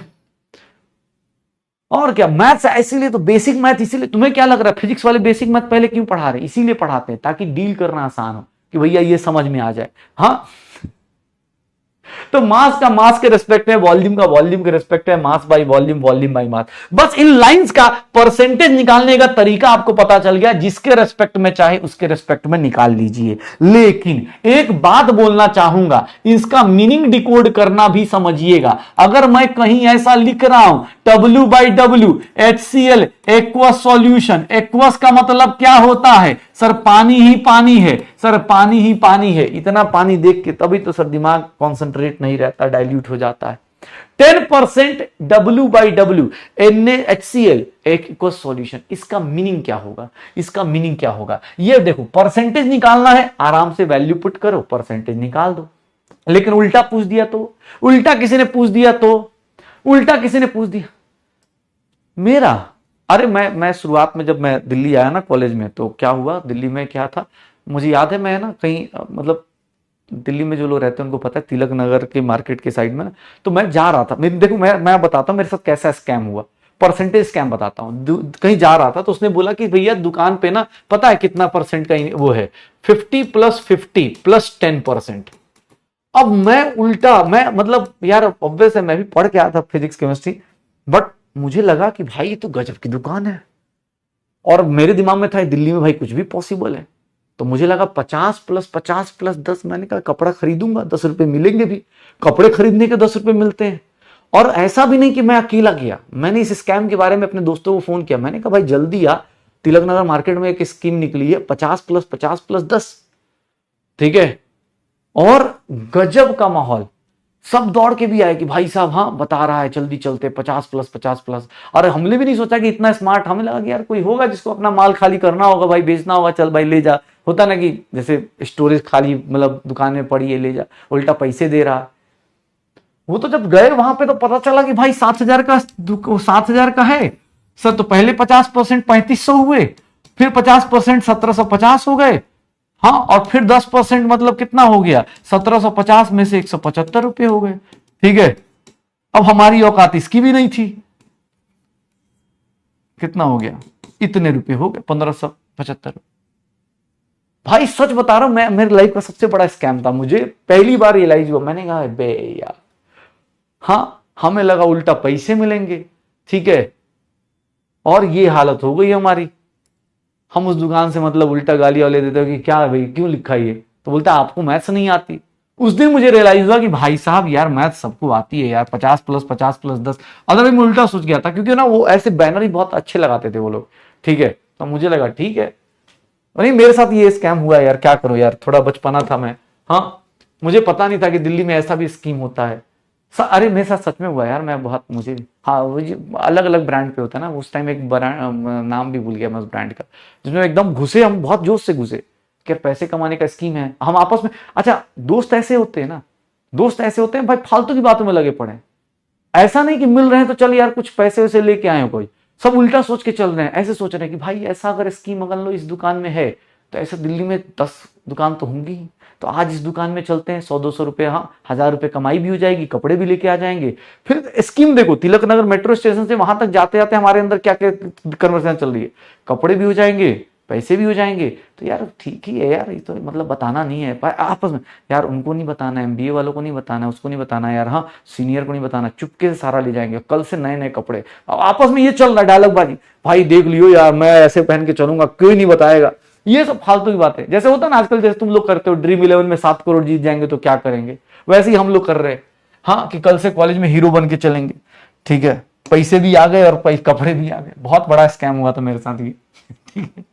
10% W/W HCl aqua solution, 10% W/W, इसका मतलब क्या होता है भाई साहब? इसका मीनिंग मैं ये डिकोड करूंगा कि 10 ग्राम HCl is present in 10 gram HCl is present in 100 gram of 100 gram of sir 100 gram of solution, 100 gram of solution, 100 gram solution में 10 ग्राम प्रेजेंट होगा, 10 ग्राम प्रेजेंट होगा, HCl is present in 100 gram of solution.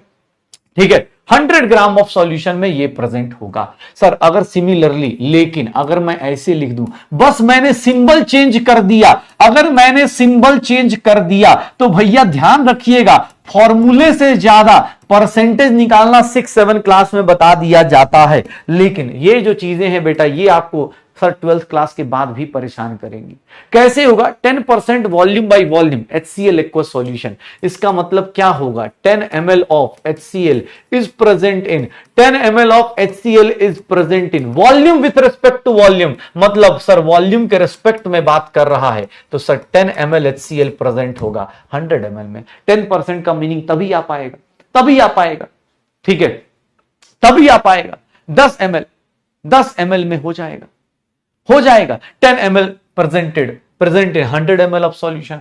और अगर मैं ऐसा लिख दूं, ध्यान सुनना, 10% मास बाय वॉल्यूम, बेटा सबसे ज्यादा जो बच्चों को दिक्कत आती है ये स्टेटमेंट लिखने में, क्योंकि एग्जाम हॉल में कभी भी सॉल्यूशन का मास, सॉल्यूट का मास, सॉल्वेंट का मास अलग अलग नहीं देगा, ये साथ साथ दे देगा। तो देख लो 10% W/V HCl aqua solution, 10% W/V HCl aqua solution, यहां मास का परसेंटेज निकाला है, मतलब mass is present in 10 gram of HCl is present in mass का विथ रिस्पेक्ट टू, सर यहां मास विथ रिस्पेक्ट टू क्या है सर? क्या लिया गया है सर? सॉल्यूशन का वॉल्यूम लिया गया है। ध्यान रखिएगा, mass with respect to volume, mass with respect to volume लिया गया है। तो मास का मास निकाला 10 ग्राम प्रेजेंट इन 100 ml।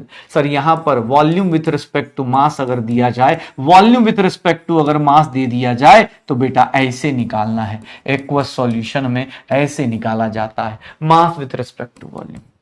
इसका बताओ, यहां volume with respect to mass है, मतलब volume with respect to mass है। 10 ml of HCl, 10 ml of HCl is present in 10 ml of HCl is present in 100 gram of solution, 100 gram of solution, 100 gram of solution, ऐसा होगा।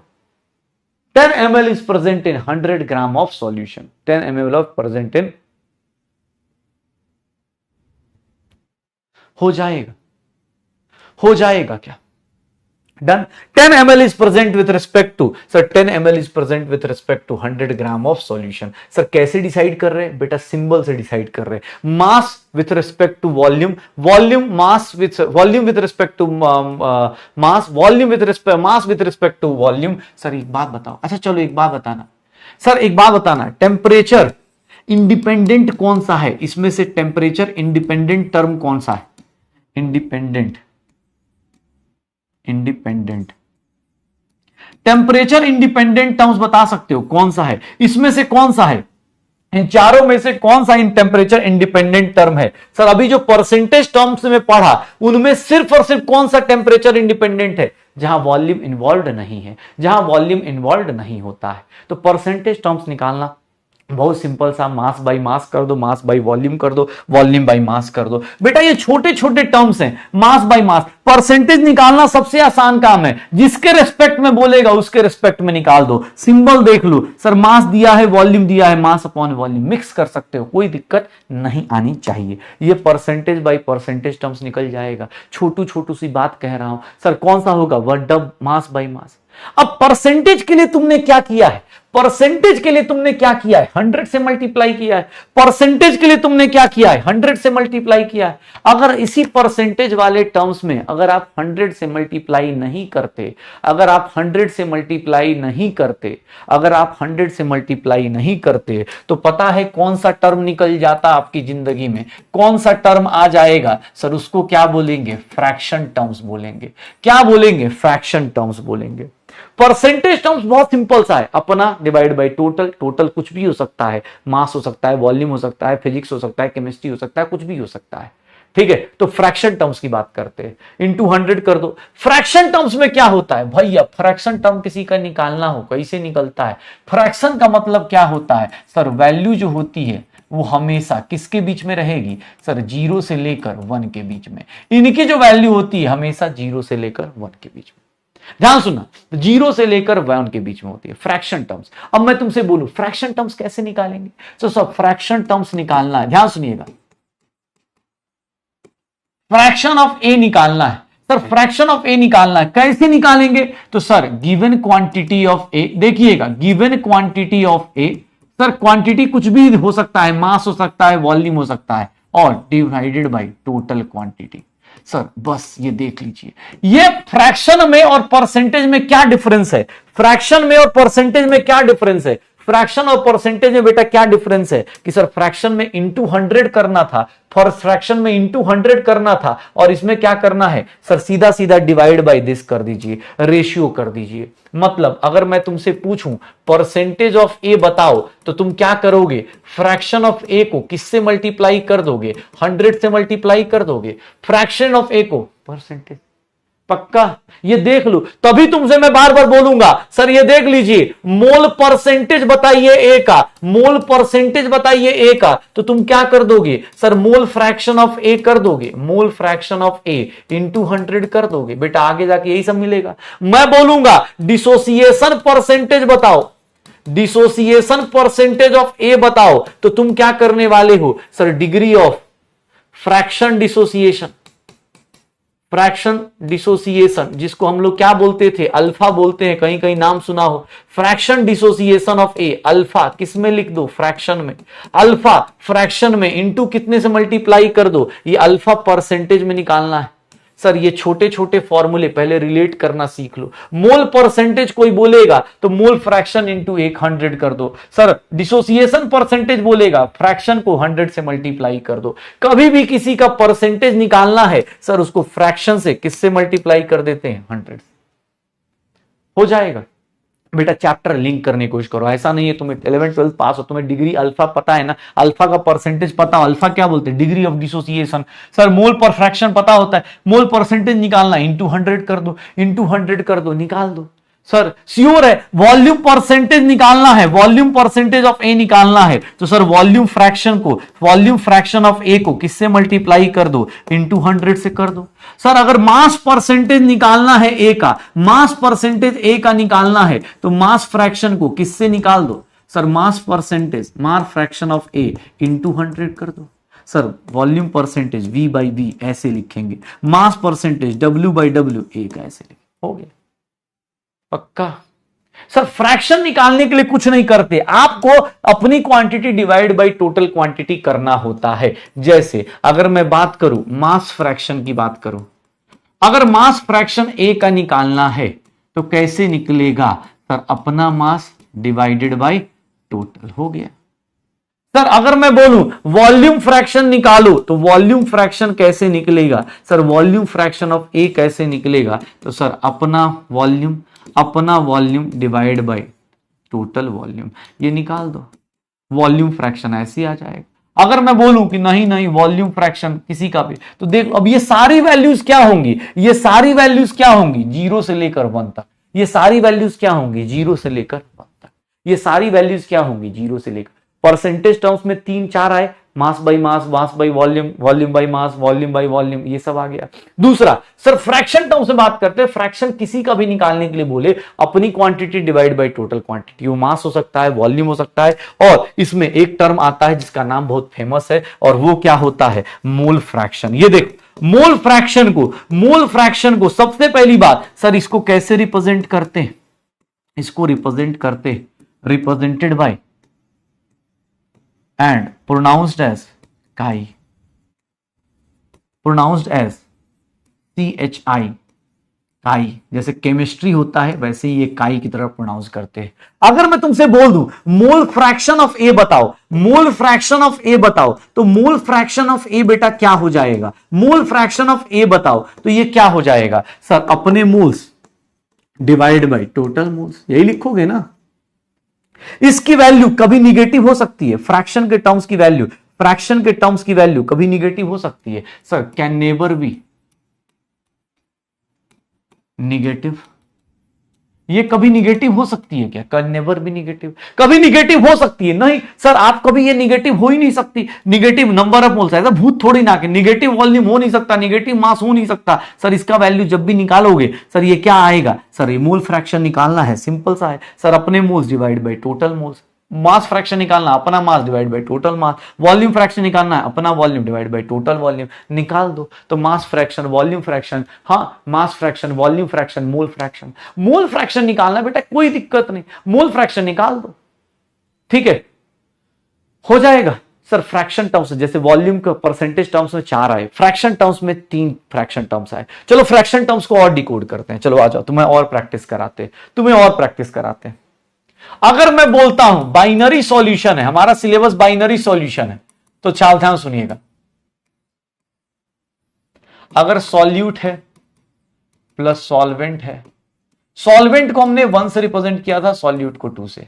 चलिए इसके number of moles क्या दिए हैं N2, इसके number of moles क्या दिए हैं N1। ये क्या है नंबर ऑफ मोल्स सॉल्यूट का, ये नंबर ऑफ काई 1 का फॉर्मूला लिखिए, काई 2 का फॉर्मूला लिखिए, काई 1 बाई काई 2 की वैल्यू निकालिए, काई 1 प्लस काई 2 की वैल्यू ऐड करके बताइए। ये चारों चीजें निकाल के देखिए बेटा, खुद से कीजिए, सच बता रहा हूं। ये जो आज देखो इस साल मैंने क्या किया है कि भैया आप फॉर्मूला खुद से डिराइव कीजिए, मुझे मत बताइए। आपको फ्रैक्शन निकालने का तरीका मैंने बता दिया है, अपने moles divide by total moles, अपने divide by total moles. Please बेटा खुद से करो। इसको क्या बोलेंगे? मोल फ्रैक्शन ऑफ सॉल्वेंट बोलेंगे, मोल फ्रैक्शन ऑफ सॉल्वेंट बोलेंगे। सर ये मोल फ्रैक्शन ऑफ सॉल्वेंट बताओ, मोल फ्रैक्शन ऑफ सॉल्यूट बताओ, फॉर्मूला खुद से सोचो सर, रेशियो खुद से निकालो, क्योंकि तुम खुद से करोगे तो आगे जाके अप्लाई भी सीख जाओगे कि हाँ मोल फ्रैक्शन का रेशियो क्या बताता है, ये क्या बताता है।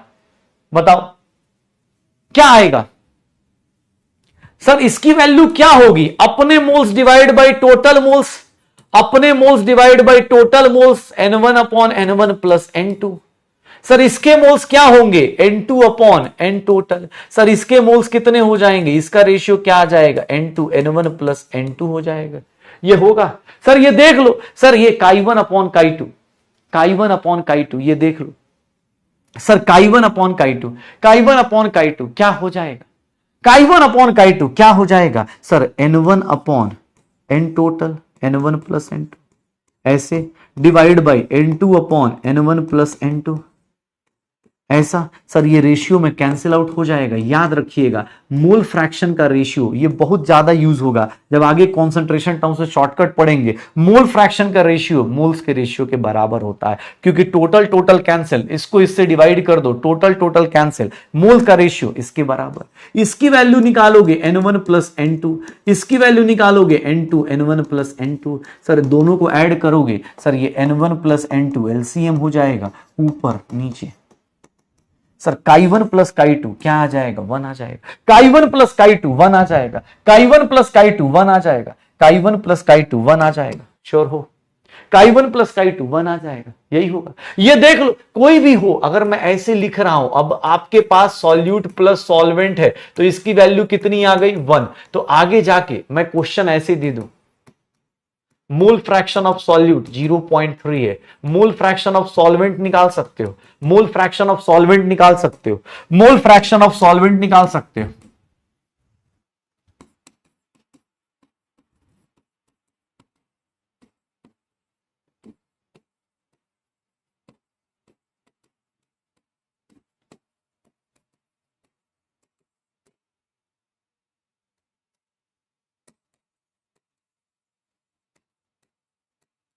क्या आप ऐसे क्वेश्चंस निकाल सकते हो?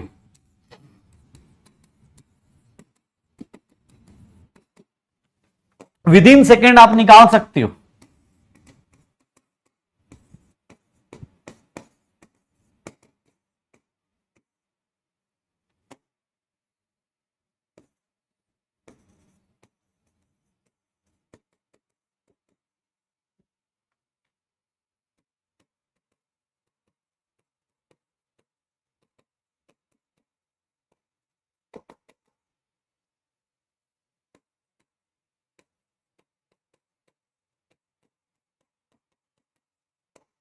क्या ऐसे निकल जाएगा?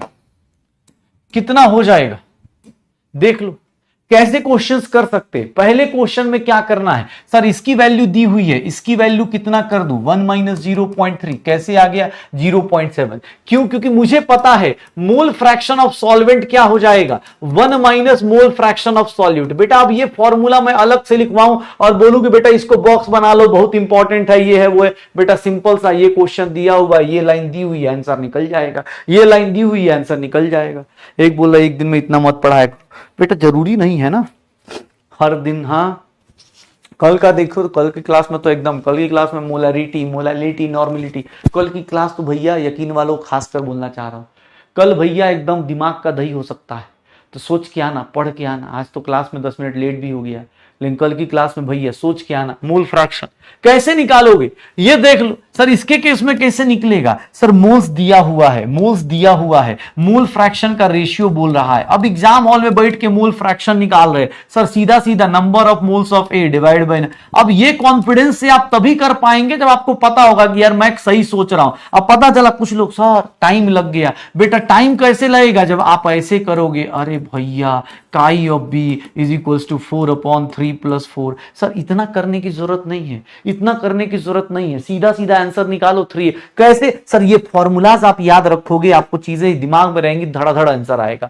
अगर आप ऐसे करके निकालोगे आंसर आएगा, लेकिन सर आपको इसमें टाइम लग जाएगा।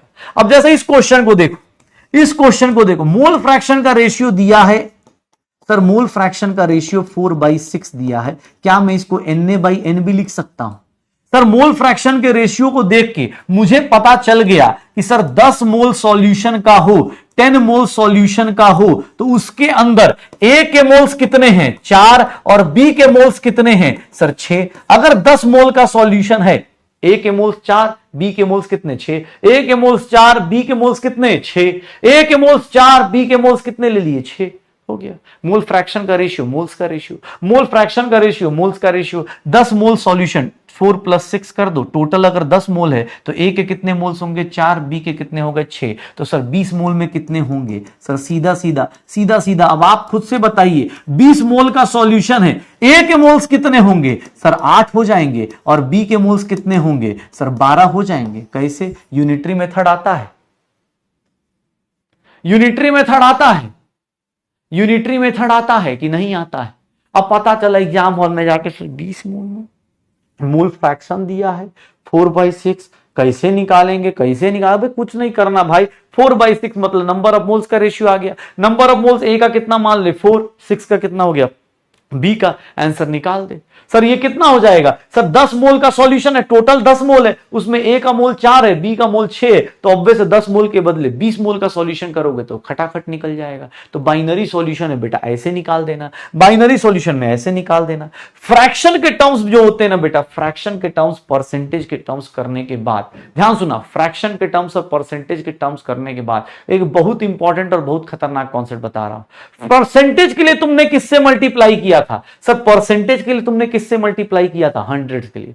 परसेंटेज के लिए तुमने किससे मल्टीप्लाई किया है? 100 से। सर फ्रैक्शन के लिए किससे मल्टीप्लाई किया है? अगर कुछ नहीं दिया है तो क्या मान लोगे 1। परसेंटेज के, फ्रैक्शन के लिए किससे मल्टीप्लाई किया? फ्रैक्शन के लिए किससे मल्टीप्लाई किया सर? इंटू 1 लिख सकता हूं।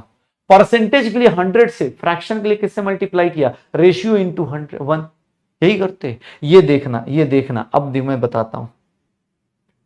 एक आता है, बस बेटा लास्ट टर्म है, पार्ट टर्म्स। पार्ट टर्म्स मतलब इसमें दो आते हैं, एक को बोलते हैं पार्ट्स पर मिलियन, पार्ट्स पर मिलियन, शॉर्टकट में हम लोग लिखेंगे पीपीएम। और ध्यान सुनना, सब दो तीनों के तीनों ये सारे टर्म्स बेटा एक साथ आते हैं, ध्यान सुनिएगा, पीपीएम, और एक को बोलते हैं पार्ट्स पर बिलियन। पार्ट्स पर बिलियन क्या हो जाएगा? पीपीबी हो जाएगा। क्या हो जाएगा? पीपीबी। सर दोनों में बस एक ही डिफरेंस है, ध्यान सुनिएगा, दोनों में बस एक ही डिफरेंस है सर, दोनों में एक ही डिफरेंस है। पता है क्या क्या डिफरेंस है बेटा? सुन लो, ये चारों फॉर्मूले खुद से लिखना। आज मैंने कोई फॉर्मूला नहीं बताया है, कल फॉर्मूला बताऊंगा, और कल जब क्वेश्चन कराने आऊंगा तो ये छोटी छोटी चीजें आपको आनी चाहिए। कैसे सर? पीपीएम पार्ट्स मतलब 1 मिलियन कितना होता है बेटा, यहां पर 1 मिलियन कितना होता है 10 की पावर 6। 1 बिलियन कितना होता है, 1 बिलियन कितना होता है 10 की पावर 9। ट्राई कीजिएगा, सच बता रहा हूं, यहां पर कुछ नहीं। पार्ट्स कब होता है, पीपीएम कब यूज करते हैं, जब बहुत ही डाइल्यूटेड सॉल्यूशन हो। जैसे हमारे पानी के अंदर जो हार्डनेस होता है बहुत कम, मतलब होता है बहुत कम प्रेजेंट होता है। पीपीएम कब यूज करते हैं, पीपीबी कब यूज करते हैं, जब बहुत बड़े सॉल्यूशन में छोटा सा हो। जैसे हमारी क्लास में हम पढ़ाई कर देते हैं, हमारी क्लास में सर, हमारी क्लास में जो स्पैमर होता है या जो तड़पता हुआ आशिक होता है वो कितना होता है, पीपीएम के टर्म्स में होता है। 1 लाख में 2-4 होते हैं, ठीक है ना, ऐसा अच्छा लगता है ना। 10 की पावर 6, 10 की पावर 9 करना क्या है, इतना हार्ड फॉर्मूला तुमने शायद सोचा हो, कभी शायद ही सोचा हो। कैसे निकालता है पीपीएम, किसी का पीपीएम निकालना हो बेटा, ध्यान सुनिएगा, किसी का पीपीएम निकालना हो, मान लो ए का निकालना है, किसके टर्म में सर, याद रखिएगा in terms of mass by mass लिख दिया। तो भैया इतना तगड़ा फॉर्मूला शायद ही तुम जानते हो सर, इतना तगड़ा फॉर्मूला शायद ही तुम जानो। क्या होता है, परसेंटेज के लिए किससे मल्टीप्लाई करते हैं 100 से, फ्रैक्शन के लिए किससे मल्टीप्लाई करते थे 1 से, पीपीएम के लिए किससे मल्टीप्लाई कर देंगे 10 की पावर 6 से। अगर मैं बोलूं नहीं सर पीपीबी ए का निकालो, किसके टर्म्स में, ध्यान सुनिएगा, किसके टर्म्स में, मास बाई मास के टर्म्स में, भैया इतना खतरनाक फॉर्मूला शायद ही आप कर पाए। परसेंटेज सर क्या कर देंगे, बस यही टेंशन होती है। ये देख लो सर, ये देख लो, ये देख ले पीपीएम और पीपीबी। सर अगर मैं बोलूं ना ना ना ना पीपीएम ए का निकालो, किसके टर्म में सर, वॉल्यूम के रिस्पेक्ट में निकालो। बेटा तुम ये सारे कॉन्सेंट्रेशन टर्म्स के अब तुम मालिक हो, तुम्हें अपने हिसाब से जैसा क्वेश्चन दिया हो वो फॉर्मूला यूज करो, लेकिन वो तभी यूज कर पाओगे जब पता हो सर ए का परसेंटेज निकालना है इन टर्म्स ऑफ, सर आपको ये गेम पता हो कि भैया कुछ नहीं कर रहे हम लोग बस रेशियो ले रहे हैं सर, ये रेशियो ले रहे हैं और इसको किससे मल्टीप्लाई करते रहे, पीपीबी के लिए सर, पीपीबी एक, पीपीबी एक। खुद से आपकी अपनी मर्जी है भैया, आपकी अपनी मर्जी है, आप अपने हिसाब से फॉर्मूला बना लो, जितना मन करे वैसे बना लो भाई साहब। सर मास फ्रैक्शन वॉल्यूम फ्रैक्शन हो गया सर, ये देख लो W बाई V के रिस्पेक्ट में निकालना है sir, mass of A divide by total volume, किससे मल्टीप्लाई कर देना 10 की पावर 6 से। सर यहां पीपीबी निकालना है, कोई दिक्कत नहीं, पीपीबी ऑफ A निकालना है इन टर्म्स ऑफ किसके क्वेश्चन में क्या दिया है उसके रिस्पेक्ट में आप पीपीएम और पीपीबी निकाल देना। फॉर्मूला आपके सामने है, आपका मास डिवाइड बाय टोटल बोल रहा है, वी वॉल्यूम के रिस्पेक्ट में इनटू 10 की पावर 6, 10 की पावर 9 हो गया। अब ये फॉर्मूला ही फॉर्मूला हो गया। बेटा आपकी लाइफ है, आप इसको जिस तरह से देखना चाहते हो। मेरे रेस्पेक्ट में मैंने आज कोई भी कॉन्सेंट्रेशन टर्म्स का कोई भी फॉर्मूला नहीं बताया है। मेरे रेस्पेक्ट में ये सारा परसेंटेज ही है, बस निकालने का तरीका, फ्रैक्शन में इसको 1 से मल्टीप्लाई करते हैं, इसको 10 की पावर 6 से मल्टीप्लाई कर दो, पीपीएम आ गया, पीपीबी 10 की पावर 9 से कर दो, हो गया।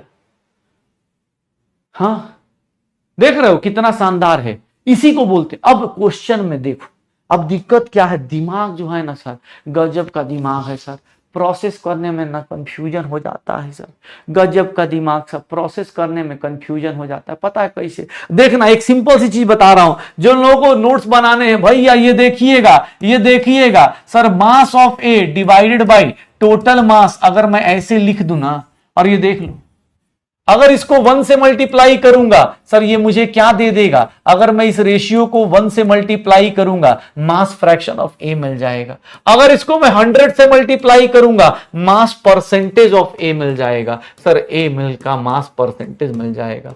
अगर मैं इसको 10 की पावर 6 से मल्टीप्लाई कर दूंगा सर, पीपीएम ऑफ ए मिल जाएगा, पीपीएम ऑफ ए मिल जाएगा इन टर्म्स ऑफ, सर अब आपके ऊपर है, एक ही रेशियो के आप अलग अलग तरीके से मजे ले रहे हो। सर ये क्या मिल जाएगा, पीपीबी मिल जाएगा ए का in terms of mass by mass.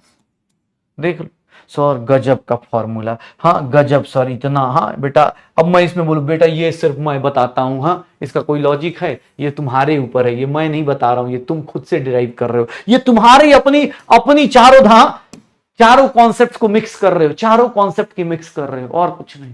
ये देख लो सर देख रहे हैं कैसे है, सब 11 12, हाँ सब 11 12 के सारे कॉन्सेप्ट एक साथ। इस बार क्वेश्चन अच्छा करेंगे, मिक्स करके करेंगे। किसी का मास पर सेक्शन पर फ्रैक्शन दिया होगा, पीपीएम निकालेंगे, किसी का कुछ दिया होगा, क्रॉस कॉम्बिनेशन कर लो। अच्छा एक बात बताओ, कितने लोगों को लगता है, मैं फिर से देखना, कुछ लोग बोलेंगे सर आप बहुत उल्टा सीधा कराते हो, इधर से इधर अगर 100 से मल्टीप्लाई कर रहे, इधर से इधर जाते टाइम क्या करेंगे? मैं हाँ तभी मैं गालियां सुनता हूं, तभी जो है ऐसे मुझे सुनने को मिलता है कि हाँ सर बहुत पढ़ाते हैं। एक तो हाँ अभी मेरे पास इस हफ्ते का मेल आया था कि भाई साहब कैसे करेंगे, अगर मैं भैया इसको 100 से मल्टीप्लाई कर रहा हूं, मैं भी कम बदमाश नहीं हूं, तुम लोग पढ़ाने वालों के चक्कर में ना आके मैंने खुद का अपना हाँ बंटा धार कर रखा है। ठीक है, अब ये चीज जो है, ये राज जो है मैं अब छोड़ देता हूं, ये राज अब चुपके से मैंने, तुम लोग अपना अपना निकाल लेना किसको क्या बोलते हैं। इसको क्या करेंगे, 100 से डिवाइड कर देंगे। तो अब कहीं मास परसेंटेज दिया है सर, पीपीएम निकालना हो तो सर क्या करेंगे, मास परसेंटेज से पीपीएम कैसे निकालेंगे सर, पहले ये निकालेंगे फिर कहां चले जाएंगे, पीपीएम पे निकाल देंगे। पीपीएम निकाल लोगे ना, ऐसा तो नहीं कि हाँ सर मास परसेंटेज दिया है पीपीएम निकालना है, सर आप डायरेक्ट फॉर्मूला नहीं बताए थे। अरे बेटा ये इसीलिए बताया, मास परसेंटेज दिया है, इसको डिवाइड कर दो, मास फ्रैक्शन आ जाएगा, सर इसको मल्टीप्लाई कर दो 10 की पावर 6 से, पीपीएम आ जाएगा। मोल वाला कॉन्सेप्ट याद आ रहा है? पक्का ना भाई? हाँ बहुत दिमाग यूज कर, नहीं नहीं यार छोड़ो यार, चलते हैं, हो गया। हाँ माइक ड्रॉप करते हैं लोग, हाँ चले, बहुत फॉर्मूला हो गया यार कॉन्सेंट्रेशन टर्म्स में। ओके, ये तो मुझे अब नहीं आता भाई, मैं भूल गया, मुझे खुद नहीं पता। हाँ वैसे ऐसी सुंदर लग रहा था, मैंने बना दिया। ओके गाइस चलो, आज 10 मिनट फिजिक्स के नाम पे कुर्बान है आपके लिए। ठीक है चलो मिलते हैं आप सबसे कल, तब तक मिलिए। हाँ एकदम एकदम भाई साहब, कल क्वेश्चन मिलेंगे। एक बोल रहा है सर आज क्वेश्चन नहीं कराया, टेंशन क्यों ले, आज खाली फॉर्मूला बताया है। कल बोल तो रहा हूं, कल की क्लास और परसों ही क्लास। हाँ कमजोर मेहनत करने वाले लोग, कम मेहनत करने वाले लोगों के लिए कल और परसों ही क्लास नहीं है, क्योंकि कल और परसों में हमारा मूल कॉन्सेप्ट फिनिश हो जाएगा। एक चीज और बोलनी थी मुझे, मैं बार बार बोल रहा हूं बेटा, एनसीईआरटी खोलिए, सिग्निफिकेंट फिगर्स, राउंडिंग ऑफ, मैंने लास्ट क्लास में कुछ होमवर्क दिया था, उसको प्लीज फिनिश कीजिएगा, क्योंकि अगली क्लास में हम लोग वो करने वाले हैं। ठीक है, अगली सर मतलब वेडनेसडे क्लास में फिनिश हो जाएगा, थर्सडे को हम लोग स्टार्ट करेंगे रेडॉक्स रिएक्शन। तो ओके गाइस, हंसते रहिए, मुस्कुराते रहिए, ब्लॉग को लाइक करते रहिए, और क्या। चलिए मिलते हैं आप सबसे, बाय बाय। क्वेश्चन करना है बेटा, कल मिल जाएगा, टेंशन मत लो। Okay bye bye.